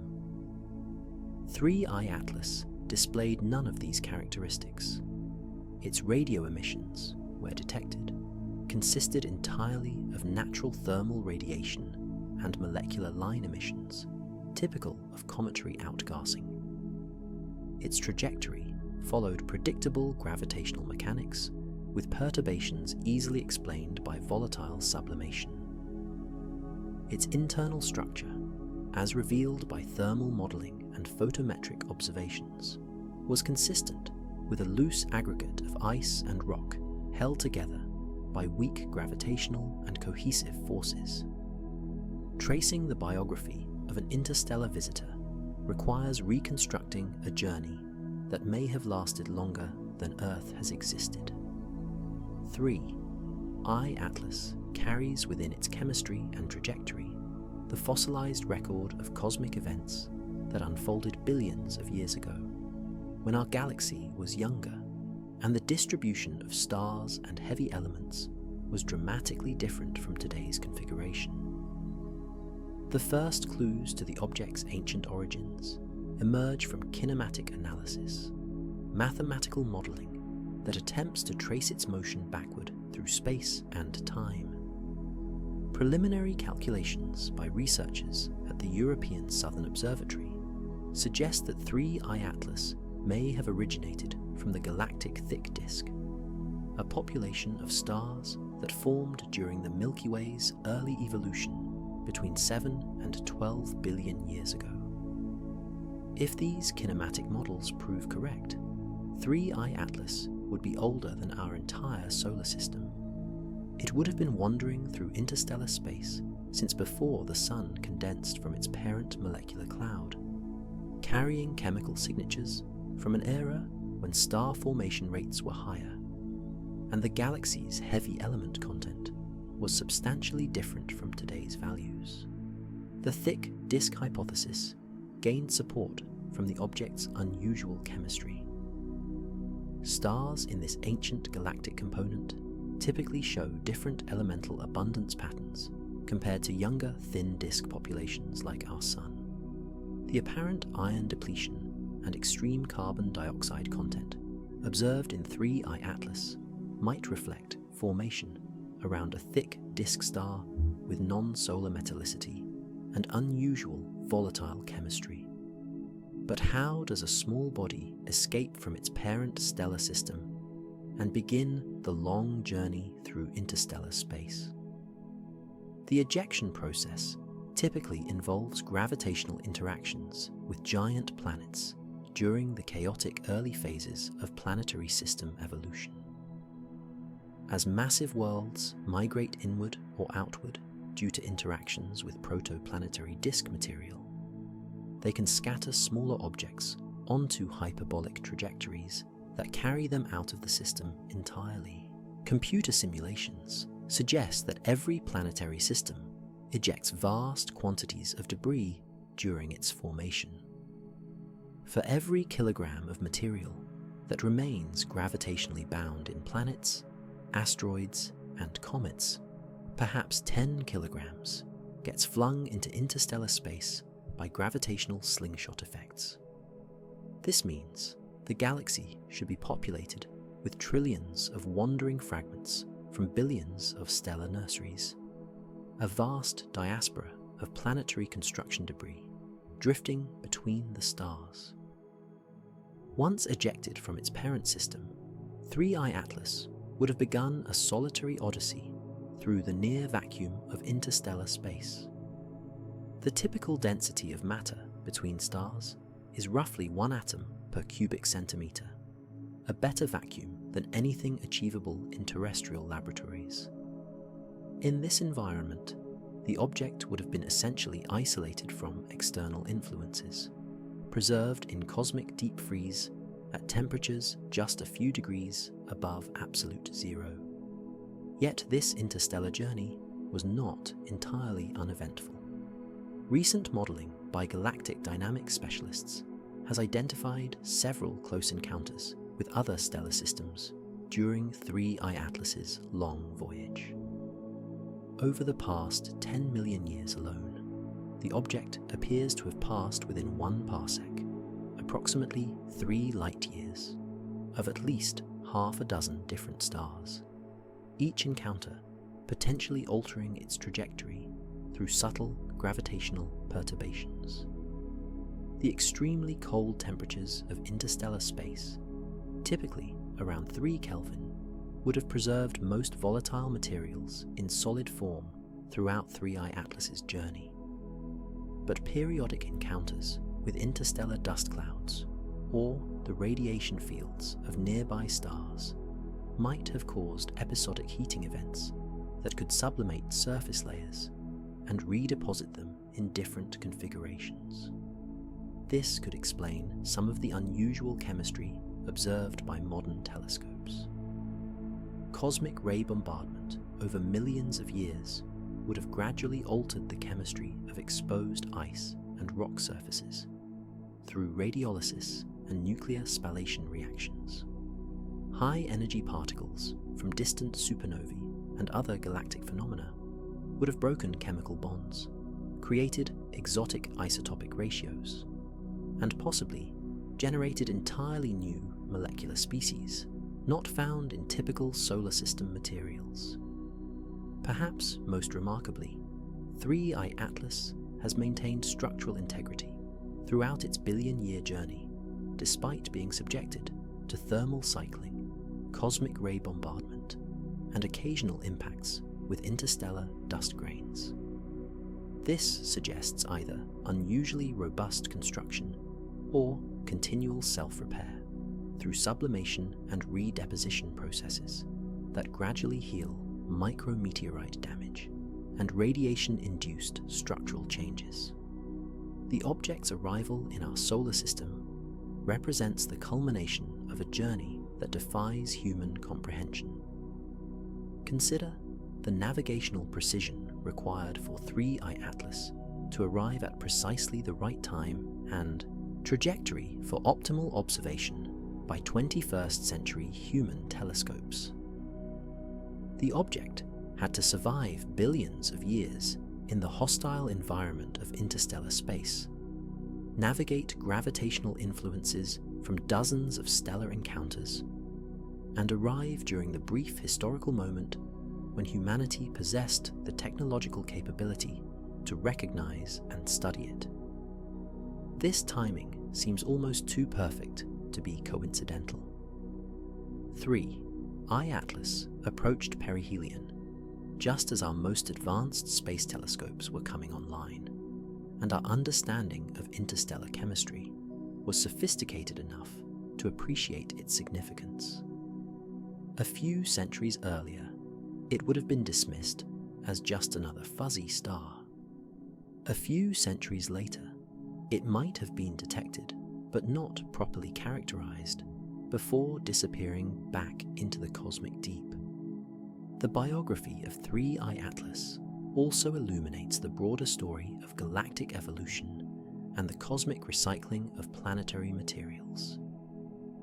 Every heavy element in the object's composition was forged in the nuclear furnaces of ancient stars and distributed through space by supernova explosions. The carbon, oxygen, silicon, and trace metals that make up its structure represent the accumulated stellar alchemy of countless generations of stars that lived and died before our solar system even existed. In a very real sense, 3I Atlas serves as a messenger from the ancient galaxy, carrying samples of planetary formation processes that occurred under conditions dramatically different from those that created Earth and its celestial companions. The object's chemistry provides direct evidence of how volatile materials condense and evolve in stellar environments, with different masses, metallicities, and dynamical histories. But perhaps the most profound aspect of 3I Atlas's biography is what it reveals about the interconnectedness of galactic scale processes. This object began its existence as part of a planet-forming disk around another star, possibly in a completely different region of the galaxy. Through a complex chain of gravitational interactions, stellar motions, and cosmic accidents, it eventually found its way to our telescopes, carrying information about its origins across vast distances and time scales. The thick disk origin hypothesis, if confirmed, would make 3I Atlas a fossil from the Milky Way's youth, a time when the galaxy was more actively forming stars, and the chemical composition of interstellar space was substantially different from today's values. Studying this ancient wanderer could provide insights into galactic chemical evolution, early planetary formation processes, and the distribution of volatile materials in the primordial galaxy. Yet, for all the sophisticated modeling and chemical analysis, fundamental questions about 3I Atlas's origins remain unanswered. We cannot definitively identify its parent star or the planetary system where it formed. The gravitational chaos of galactic evolution has erased most traces of its original trajectory, leaving only statistical hints about its possible thick disk provenance. This uncertainty reflects the inherent challenges of interstellar archaeology. Unlike terrestrial fossils, which remain embedded in datable rock layers, cosmic travelers like 3I Atlas carry no direct evidence of when or where they originated. Their stories must be reconstructed through indirect clues, chemical composition, isotopic ratios, trajectory analysis, and statistical modeling of galactic dynamics. But these limitations don't diminish the significance of what 3I Atlas represents. Even without knowing its exact birthplace, we can be confident that it carries authentic samples from another world, formed under conditions different from those in our solar system. Every spectroscopic observation and chemical analysis provides new data about the diversity of planetary formation processes and the range of environments where worlds can emerge around other stars. The object's chemistry tells a story written in the language of atoms and molecules. The carbon dioxide molecules that dominate its coma condensed from a protoplanetary disk billions of years ago, freezing out at temperatures and distances that reflect the specific conditions in its birth environment. The nickel atoms that glow in its tail were forged in supernova explosions even more ancient, cycling through multiple generations of stellar death and rebirth before finally settling into the planetary system that created 3I Atlas. In this sense, every interstellar visitor is a time capsule and a message in a bottle, carrying records of cosmic history across unimaginable spans of space and time. The materials that compose 3I Atlas have traveled through environments ranging from the crushing heat of stellar cores to the frigid emptiness between galaxies. They've witnessed galactic collisions, stellar births, planetary formation, and cosmic evolution on scales that make human history seem like a fleeting instant. The human imagination, when confronted with phenomena that exceed our everyday experience, tends toward spectacular explanations. In the case of 3I Atlas and the September surge, speculation began emerging about possible cascade effects. The idea that an interstellar visitor might somehow trigger a chain reaction of cosmic events that could fundamentally alter our solar system's dynamics. Could 3I Atlas be gravitationally stirring up the asteroid population like a cosmic spoon mixing ingredients in a celestial soup? The mathematics argue decisively against this romantic notion. Even at its maximum estimated mass of several trillion kilograms, 3I Atlas represents a gravitational minnow in the vast ocean of solar system dynamics.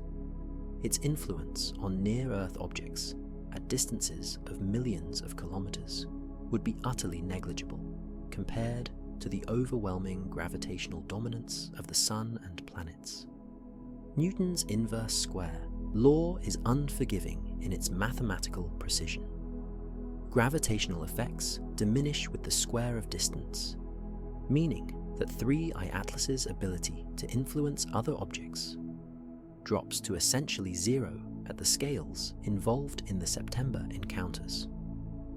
To put this in perspective, the gravitational tug between 3I Atlas and asteroid FA22 during their simultaneous presence in the inner solar system would be roughly equivalent to the gravitational attraction between two automobiles parked in neighboring cities.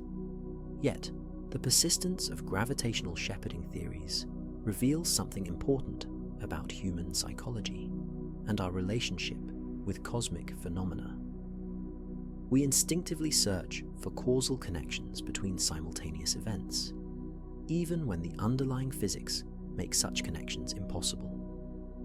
This tendency served our ancestors well when identifying cause and effect relationships in terrestrial environments, but it can lead us astray when applied to astronomical phenomena operating on scales that dwarf human experience. More exotic cascade scenarios involve possible connections between 3I Atlas and solar activity. Could an interstellar visitor somehow trigger increased solar flaring or coronal mass ejections that might affect space weather around Earth? This idea taps into legitimate concerns about solar-terrestrial interactions and the vulnerability of modern technological civilization to geomagnetic storms. However, the physics of solar dynamics operate on energy scales that make comet-solar interactions essentially irrelevant. The Sun releases approximately 3.8 times 10 to the 26th watts of energy continuously, more power in 1 second than human civilization has consumed throughout all of recorded history. The gravitational and electromagnetic influence of a small interstellar comet at distances exceeding 100 million kilometers would be completely overwhelmed by the much larger forces that drive solar variability.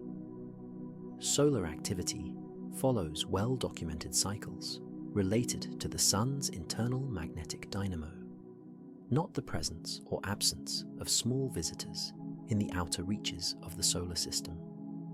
Correlation between comet appearances and solar events occasionally occurs by pure chance, but these coincidences represent statistical noise rather than causal relationships. The meteor shower scenario presents another tempting but ultimately unsupported speculation. Could 3I Atlas be trailing a debris stream that might produce spectacular meteor displays when Earth passes through the material? This idea gains superficial plausibility from the fact that many annual meteor showers result from Earth encountering debris streams left behind by comets. But interstellar meteor streams face fundamental physics problems that make them essentially undetectable from Earth. The debris ejected from 3I Atlas carries the same hyperbolic velocity as the parent object, meaning any particles it sheds will also escape the solar system rather than settling into stable orbits that could intersect Earth's path. By the time our planet reaches the region where 3I Atlas passed through, any ejected material will have dispersed across volumes of space so vast that the particle density becomes negligible. Moreover, the high relative velocities involved in interstellar encounters mean that any debris particles that did somehow encounter Earth would impact our atmosphere at speeds exceeding 70 kilometers per second, much faster than typical solar system meteors. Such high-velocity impacts would produce brief, bright flashes, rather than the prolonged trails that characterize normal meteor showers. The fragmentation fantasy represents yet another attempt to find hidden connections between 3I Atlas and the September asteroid encounters. Could FA-22 and the other near-Earth objects be fragments of the interstellar visitor, broken off during some previous passage through the inner solar system, and now following independent orbits that bring them back to Earth's vicinity? This scenario faces insurmountable problems with orbital mechanics and chemical composition. True fragments from 3I Atlas would retain hyperbolic trajectories and interstellar chemistry similar to the parent object. The September asteroids display neither characteristic. Their elliptical orbits and typical carbonaceous or silicate compositions indicate conventional solar system origins with no connection to interstellar material. Perhaps the most persistent cascade speculation involves institutional secrecy, the idea that government agencies might be concealing evidence of more dramatic effects or discoveries related to 3I Atlas. This theory taps into legitimate concerns about transparency in space surveillance and the potential for classified military implications of asteroid detection capabilities. However, the reality of modern astronomical practice argues strongly against any large-scale cover-up scenarios. The global network of professional and amateur astronomers operates on principles of open data sharing and rapid publication of discoveries.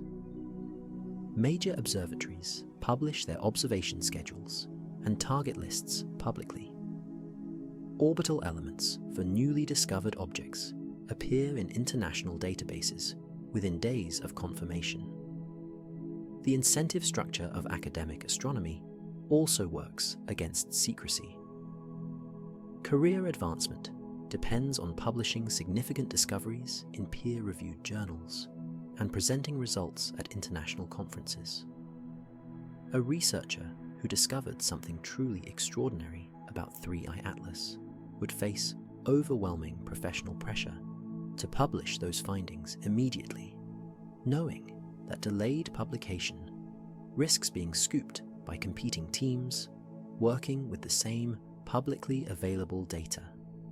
A conspiracy to suppress information about 3I Atlas would require coordination among thousands of researchers across dozens of countries, a logistical impossibility given the competitive nature of scientific research.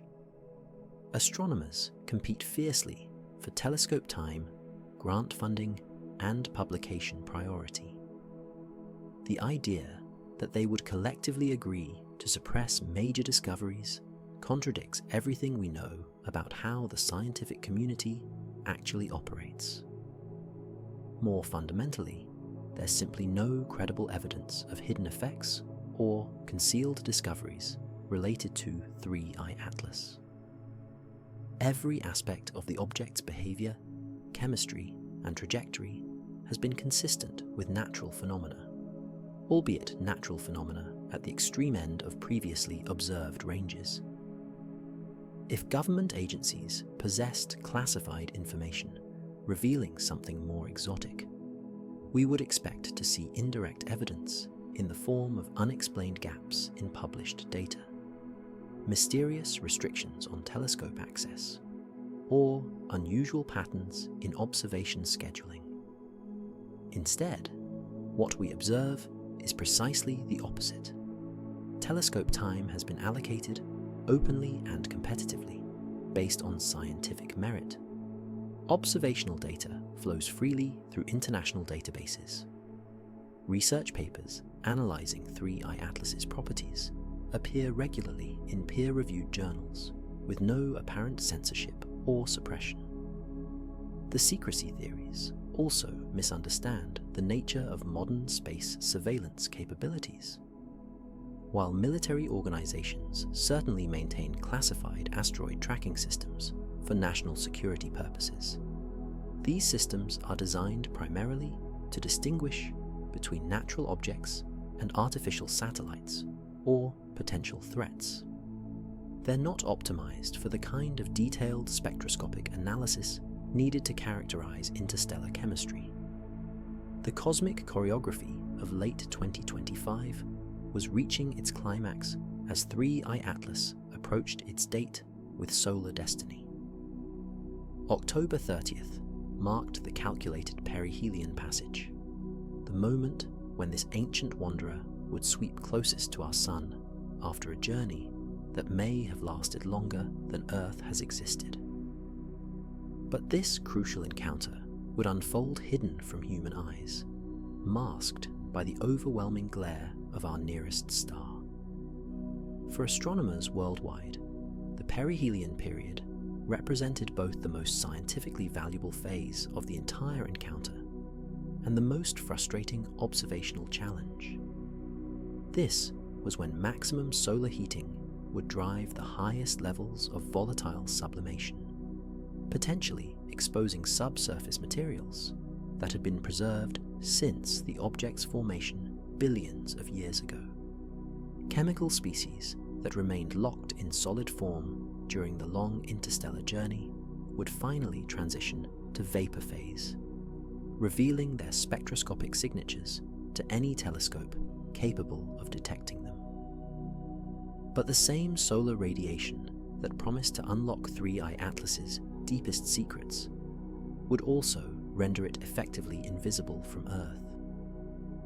The object's trajectory carried it to within approximately 0.44 astronomical units of the Sun, roughly 60 million kilometers, closer than Mercury's orbital distance.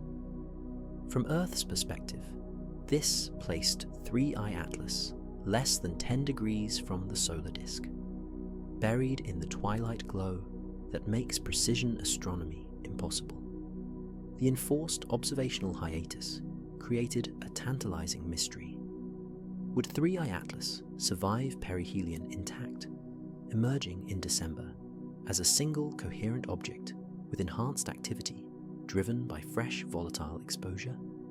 Or would thermal stresses fracture its internal structure, breaking it apart into multiple fragments that would create an expanding debris cloud visible as separate cometary objects? The survival question carried implications far beyond academic curiosity. Intact survival would suggest that interstellar objects possess sufficient structural integrity to preserve ancient chemical signatures, even when subjected to intense solar heating. Fragmentation, while spectacularly photogenic, might disperse the very materials that made 3I Atlas scientifically valuable, transforming a pristine sample from another star system into a collection of processed debris streams. Historical precedent offered little guidance. Most solar system comets that fragment during close solar approaches are fresh visitors from the Oort cloud, making their first encounter with significant solar radiation after millions of years in cold storage. 3I Atlas, by contrast, was a battle-tested survivor that had already demonstrated remarkable structural stability during its billion-year journey through interstellar space. The cosmic irony was palpable.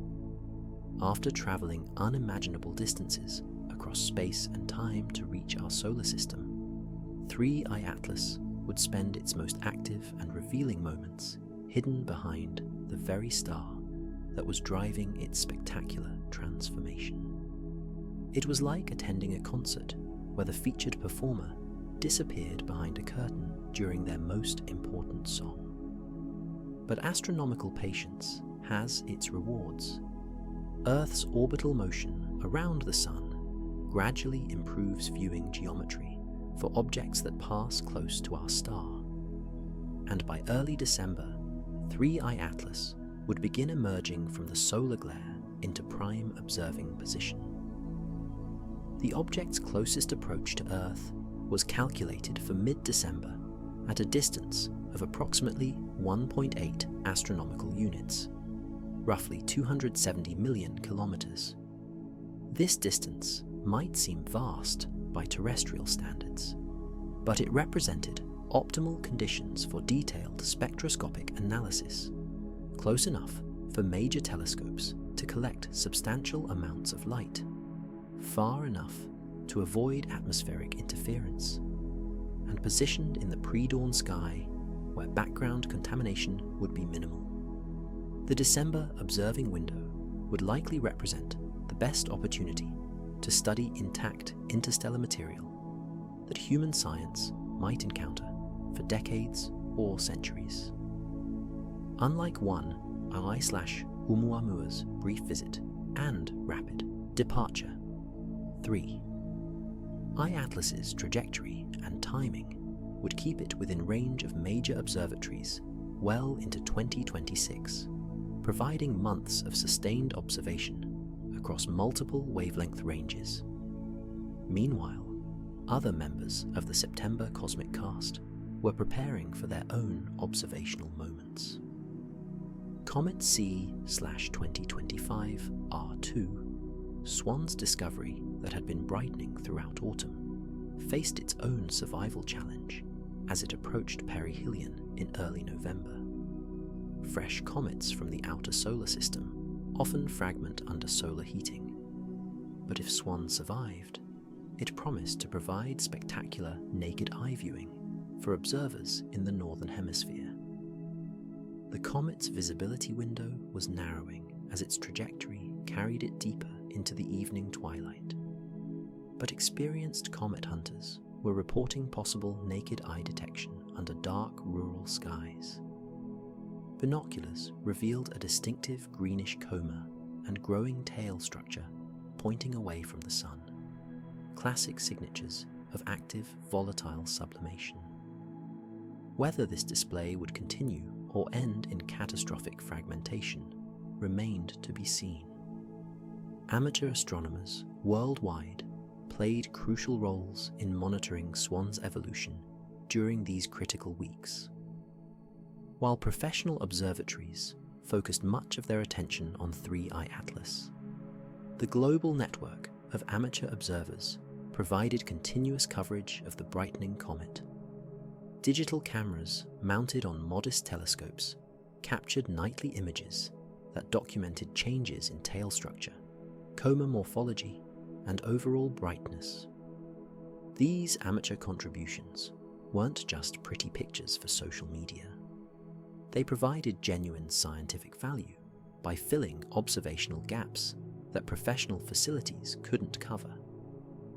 A single observatory might observe a comet for an hour or two per night, but the global amateur network could maintain nearly continuous surveillance as darkness swept across different time zones. This coverage proved essential for detecting sudden outbursts or fragmentation events that might occur between professional observation sessions. Citizen science projects, organized through platforms like the Zooniverse, enlisted thousands of volunteers to analyze comet images, measuring brightness variations and identifying structural changes that automated algorithms might miss. The collective effort represented a democratization of astronomy that would have been impossible just decades earlier, when serious astronomical observation required access to major research facilities.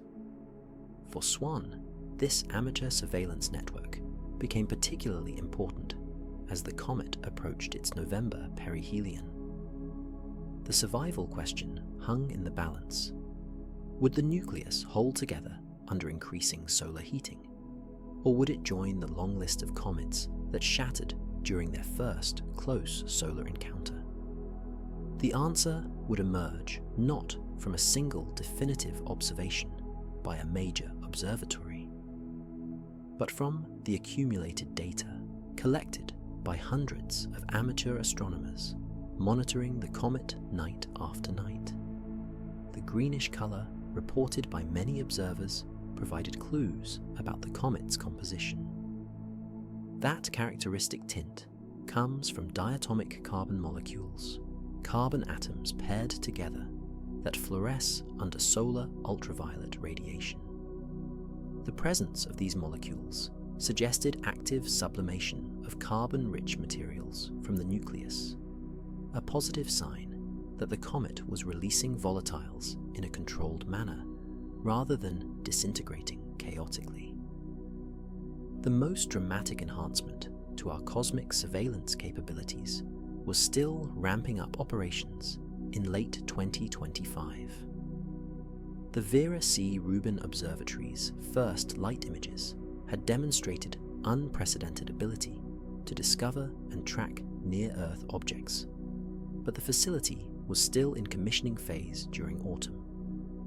Once fully operational, Rubin would rescan the entire accessible sky every few nights, providing near real-time monitoring of cosmic traffic in our local neighborhood. This enhanced cadence would revolutionize asteroid detection and tracking, potentially revealing that the September surge was not an anomalous clustering, but rather a representative sample of the true activity level in near-Earth space. Previous surveys, operating with much longer intervals between observations, might have missed many objects or failed to recognize clustering patterns that would be obvious under continuous surveillance. The Rubin Observatory's mirror, 8.4 meters in diameter, combined with its enormous 3.2 gigapixel camera, created a system capable of imaging areas of sky roughly 40 times the size of the full moon in a single exposure. This wide field of view meant the telescope could survey vast regions efficiently, detecting faint objects that would remain invisible to smaller instruments. The data processing challenges were equally impressive. Each night of observation would generate approximately 15 terabytes of raw image data, all of which needed to be analysed in near real time to identify moving objects, calculate preliminary orbits, and flag potentially hazardous asteroids for immediate follow-up. Automated systems would handle the initial processing, but human astronomers would still need to verify discoveries and coordinate observations with other facilities. The computational infrastructure supporting Rubin represented a technological achievement in its own right. Machine learning algorithms trained on millions of previous asteroid observations would sift through the nightly data deluge, distinguishing genuine moving objects from cosmic rays, satellite trails, and other artifacts that contaminate astronomical images. The system needed to achieve extraordinary accuracy because even a small false positive rate would overwhelm human analysts with spurious detections. The space-based component of our detection network was also preparing for major upgrades. NASA's Near-Earth Object Surveyor, scheduled for launch in September 2027, would deploy an infrared space telescope specifically optimized for asteroid detection. Operating from a position trailing Earth in our solar orbit, NEO Surveyor would be able to detect objects approaching from the sunward direction that remain invisible to ground-based surveys. This capability would finally close the detection gap that allowed the Chelyabinsk impactor to arrive completely unnoticed in 2013. Once operational, NEO Surveyor should provide advanced warning of incoming objects regardless of their approach direction, eliminating the solar blind spot that represents our most significant planetary defense vulnerability. The infrared approach offers particular advantages for asteroid detection. Many asteroids are dark and difficult to see in visible light, reflecting only a tiny fraction of the sunlight that hits them. But they emit thermal radiation in the infrared wavelengths that makes them stand out clearly against the cold background of space. NEO Surveyor's infrared sensitivity would allow it to detect even carbonaceous asteroids with very low reflectivity that might escape optical surveys entirely. The mission design places NEO Surveyor at the first Lagrange point, a gravitationally stable location between Earth and the Sun. From this vantage point, the telescope will have an unobstructed view of the inner solar system, able to spot asteroids in orbits that bring them close to Earth from any direction. The infrared sensors will be cooled to extremely low temperatures to maximize their sensitivity, allowing detection of objects as small as 140 meters in diameter throughout most of the near-Earth population. Together, Rubin and NEO Surveyor represent a two-pronged approach to comprehensive sky coverage. Rubin provides deep optical surveys with rapid cadence from the ground, while NEO Surveyor offers space-based infrared detection, free from atmospheric interference and solar glare constraints.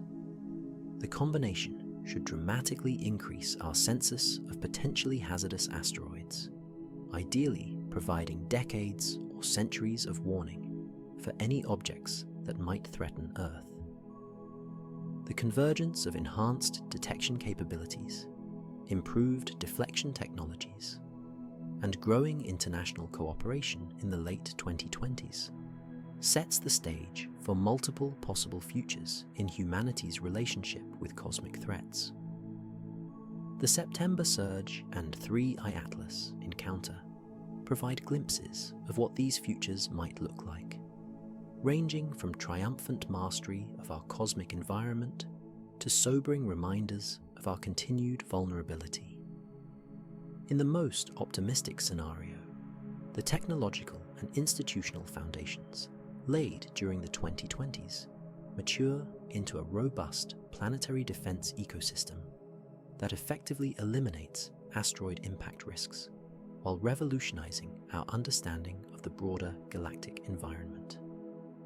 The Vera C. Rubin Observatory's unprecedented survey capabilities, combined with space-based infrared detection from ENEO Surveyor and similar systems, create comprehensive awareness of incoming objects with decades or centuries of advanced warning. This extended lead time transforms deflection from desperate last-minute interventions into routine celestial traffic management. Gentle nudges applied years in advance divert potentially hazardous objects into safe trajectories using proven kinetic impact techniques refined through multiple DART-class missions. The process becomes so reliable and predictable that asteroid deflection joins earthquake prediction and hurricane tracking as accepted tools of natural disaster mitigation. Under this scenario, Comet Swan survives its 2025 perihelion passage and provides spectacular naked eye viewing throughout the Northern Hemisphere winter, inspiring a new generation of amateur astronomers and science enthusiasts. 3. I-Atlas emerges intact from its solar encounter and yields unprecedented insights into interstellar chemistry and galactic material exchange processes. The detailed characterization of 3 I-Atlas establishes interstellar archaeology as a major scientific discipline. Improved survey systems detect dozens of additional interstellar visitors throughout the late 2020s, each one carrying unique chemical signatures that illuminate different aspects of planetary formation around other stars. By the early 2030s, systematic comparison of interstellar debris provides the first comprehensive survey of planetary chemistry across different galactic environments. This scientific windfall drives technological development in spectroscopy, precision astrometry, and coordinated multi-telescope observations.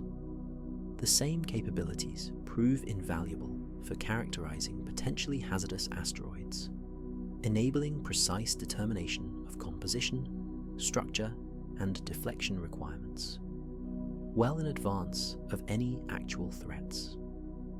International cooperation flourishes under the pressure of shared cosmic challenges. The protocols developed for coordinating observations of 3 I-Atlas evolve into standardized procedures for handling any anomalous or threatening objects. Regular exercises and training programs maintain readiness while building confidence in global response capabilities. Public engagement with astronomy and space science reaches unprecedented levels as people worldwide follow the ongoing discoveries and characterization efforts. Educational initiatives capitalize on this interest to improve scientific literacy and rational decision-making skills across diverse populations. The combination of genuine cosmic threats and effective technological responses provides compelling evidence for the value of scientific research and international cooperation. The economic implications of successful planetary defense prove equally transformative. Commercial space companies develop technologies for asteroid characterization and deflection that serve dual purposes for both planetary protection and resource extraction. Public-private partnerships accelerate innovation while maintaining focus on safety as the primary objective. Media coverage shifts from sensationalism toward informed reporting as journalists develop better understanding of orbital mechanics and impact probabilities.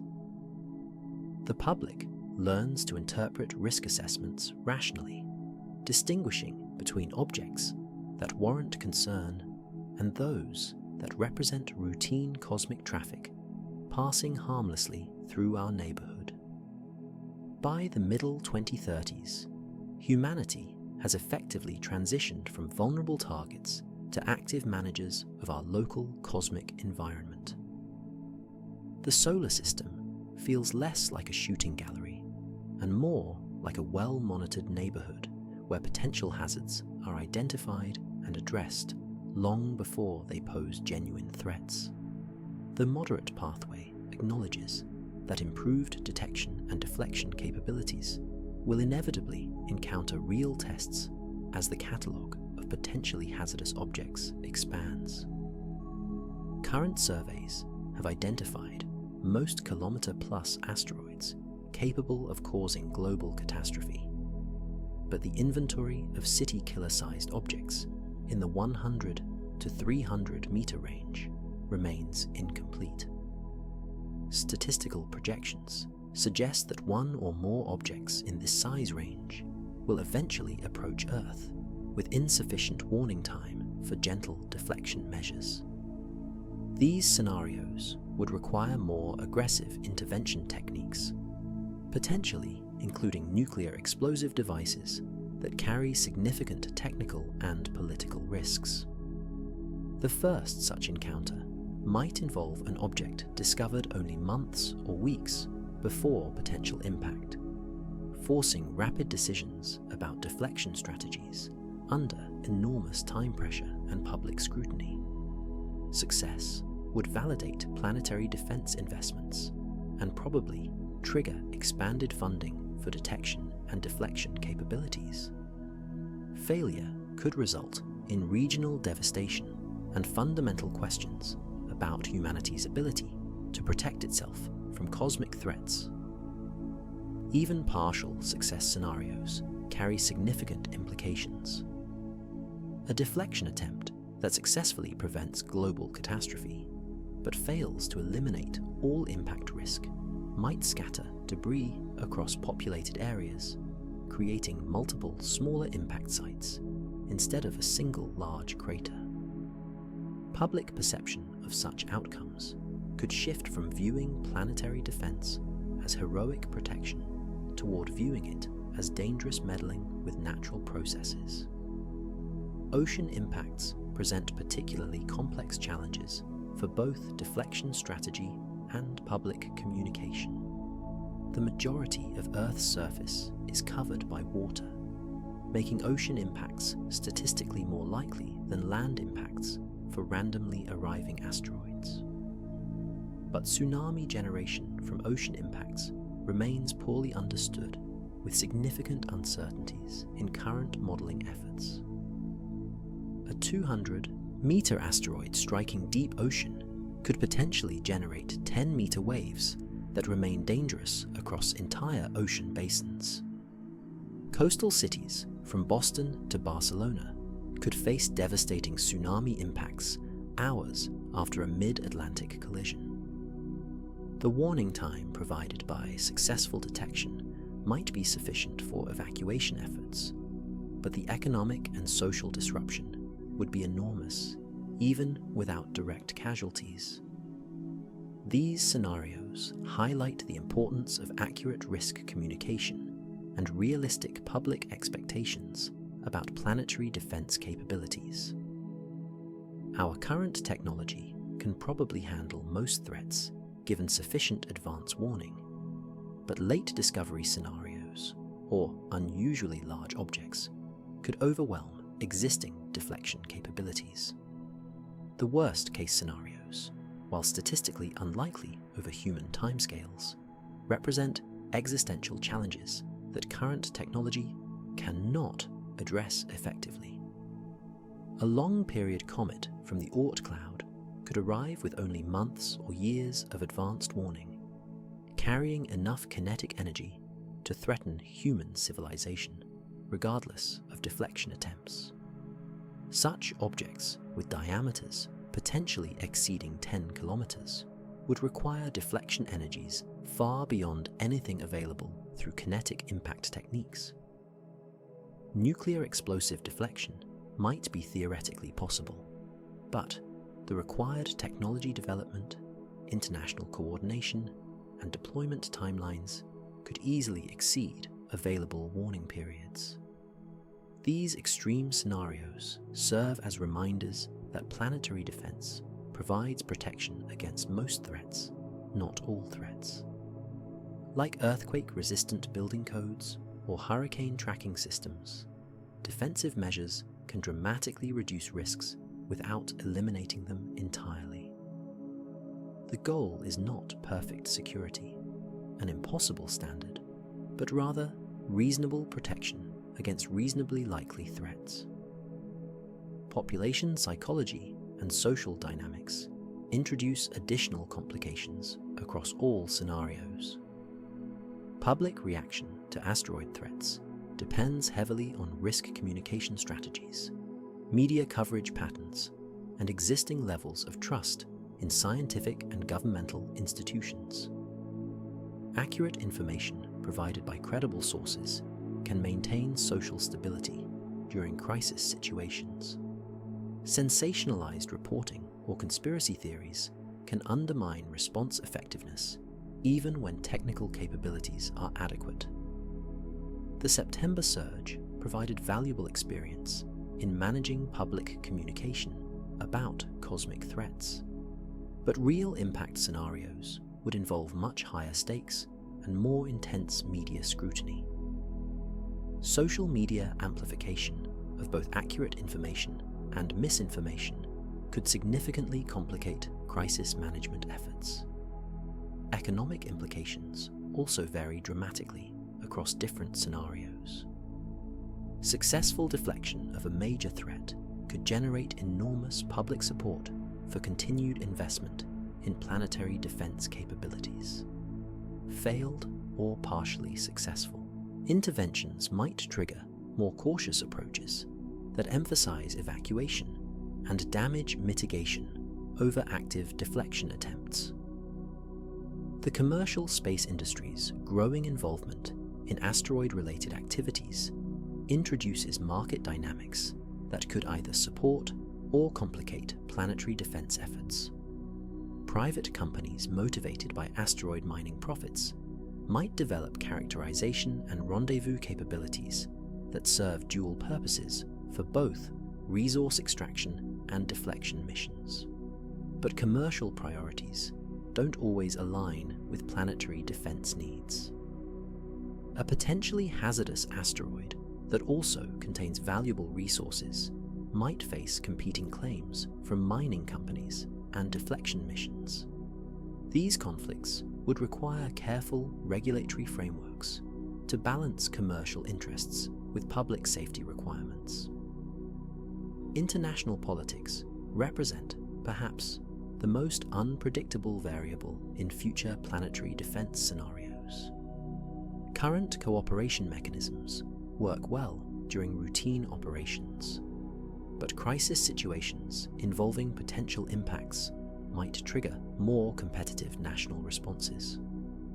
Countries might pursue independent deflection efforts rather than coordinating through international frameworks, potentially creating conflicting or counterproductive interventions. Technology development trajectories will also influence which scenarios become most likely. Breakthrough advances in fusion propulsion, artificial intelligence, or materials science could dramatically expand deflection capabilities and extend effective warning times. Conversely, technological stagnation or reduced funding for space-based detection systems could leave us vulnerable to threats that current projections assume we'll be prepared to handle. Climate change and other global challenges compete for the same financial and political resources needed for planetary defense investments. Public and governmental attention has limited bandwidth, and asteroid threats that seem abstract or distant might lose priority relative to more immediate concerns, like economic inequality, environmental degradation, or international conflicts. As winter settles across the Northern Hemisphere and 3I Atlas prepares for its December re-emergence from solar glare, we find ourselves at a remarkable inflection point in humanity's relationship with the cosmos. The events of September 2025, from FA22's close approach to Swan's brightening display, to the discovery of our third confirmed interstellar visitor, have provided us with something far more valuable than scientific data or planetary defense validation. For most of human history, the night sky appeared static and predictable. Stars wheeled overhead in eternal patterns. Planets wandered along predetermined paths, and the occasional comet or shooting star provided brief reminders that space was not entirely empty. This perspective fostered a sense of cosmic isolation. Earth and its inhabitants seemed like unique products of local stellar processes, fundamentally separated from the rest of the galaxy by unimaginable distances and timescales. The September surge shattered that illusion of isolation. We discovered that our solar system is not a quiet suburban neighborhood on the outskirts of cosmic activity, but rather a busy intersection where ancient travelers from distant worlds regularly pass through, carrying messages from their origins. 3. I-Atlas alone represents a direct physical connection to stellar processes that occurred billions of years ago in regions of the galaxy we may never visit with spacecraft.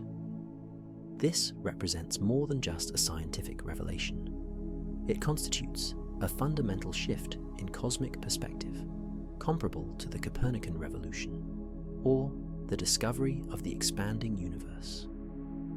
We are not isolated products of a single stellar system, but participants in galactic-scale processes that have been exchanging materials and information between worlds for longer than Earth has existed.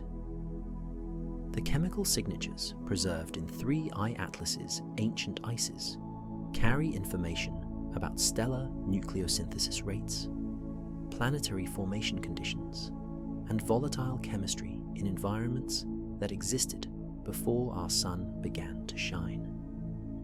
Every spectroscopic observation provides direct sampling of processes that shaped the galaxy during its youth, when star formation rates were higher and the distribution of heavy elements was dramatically different from today's configuration.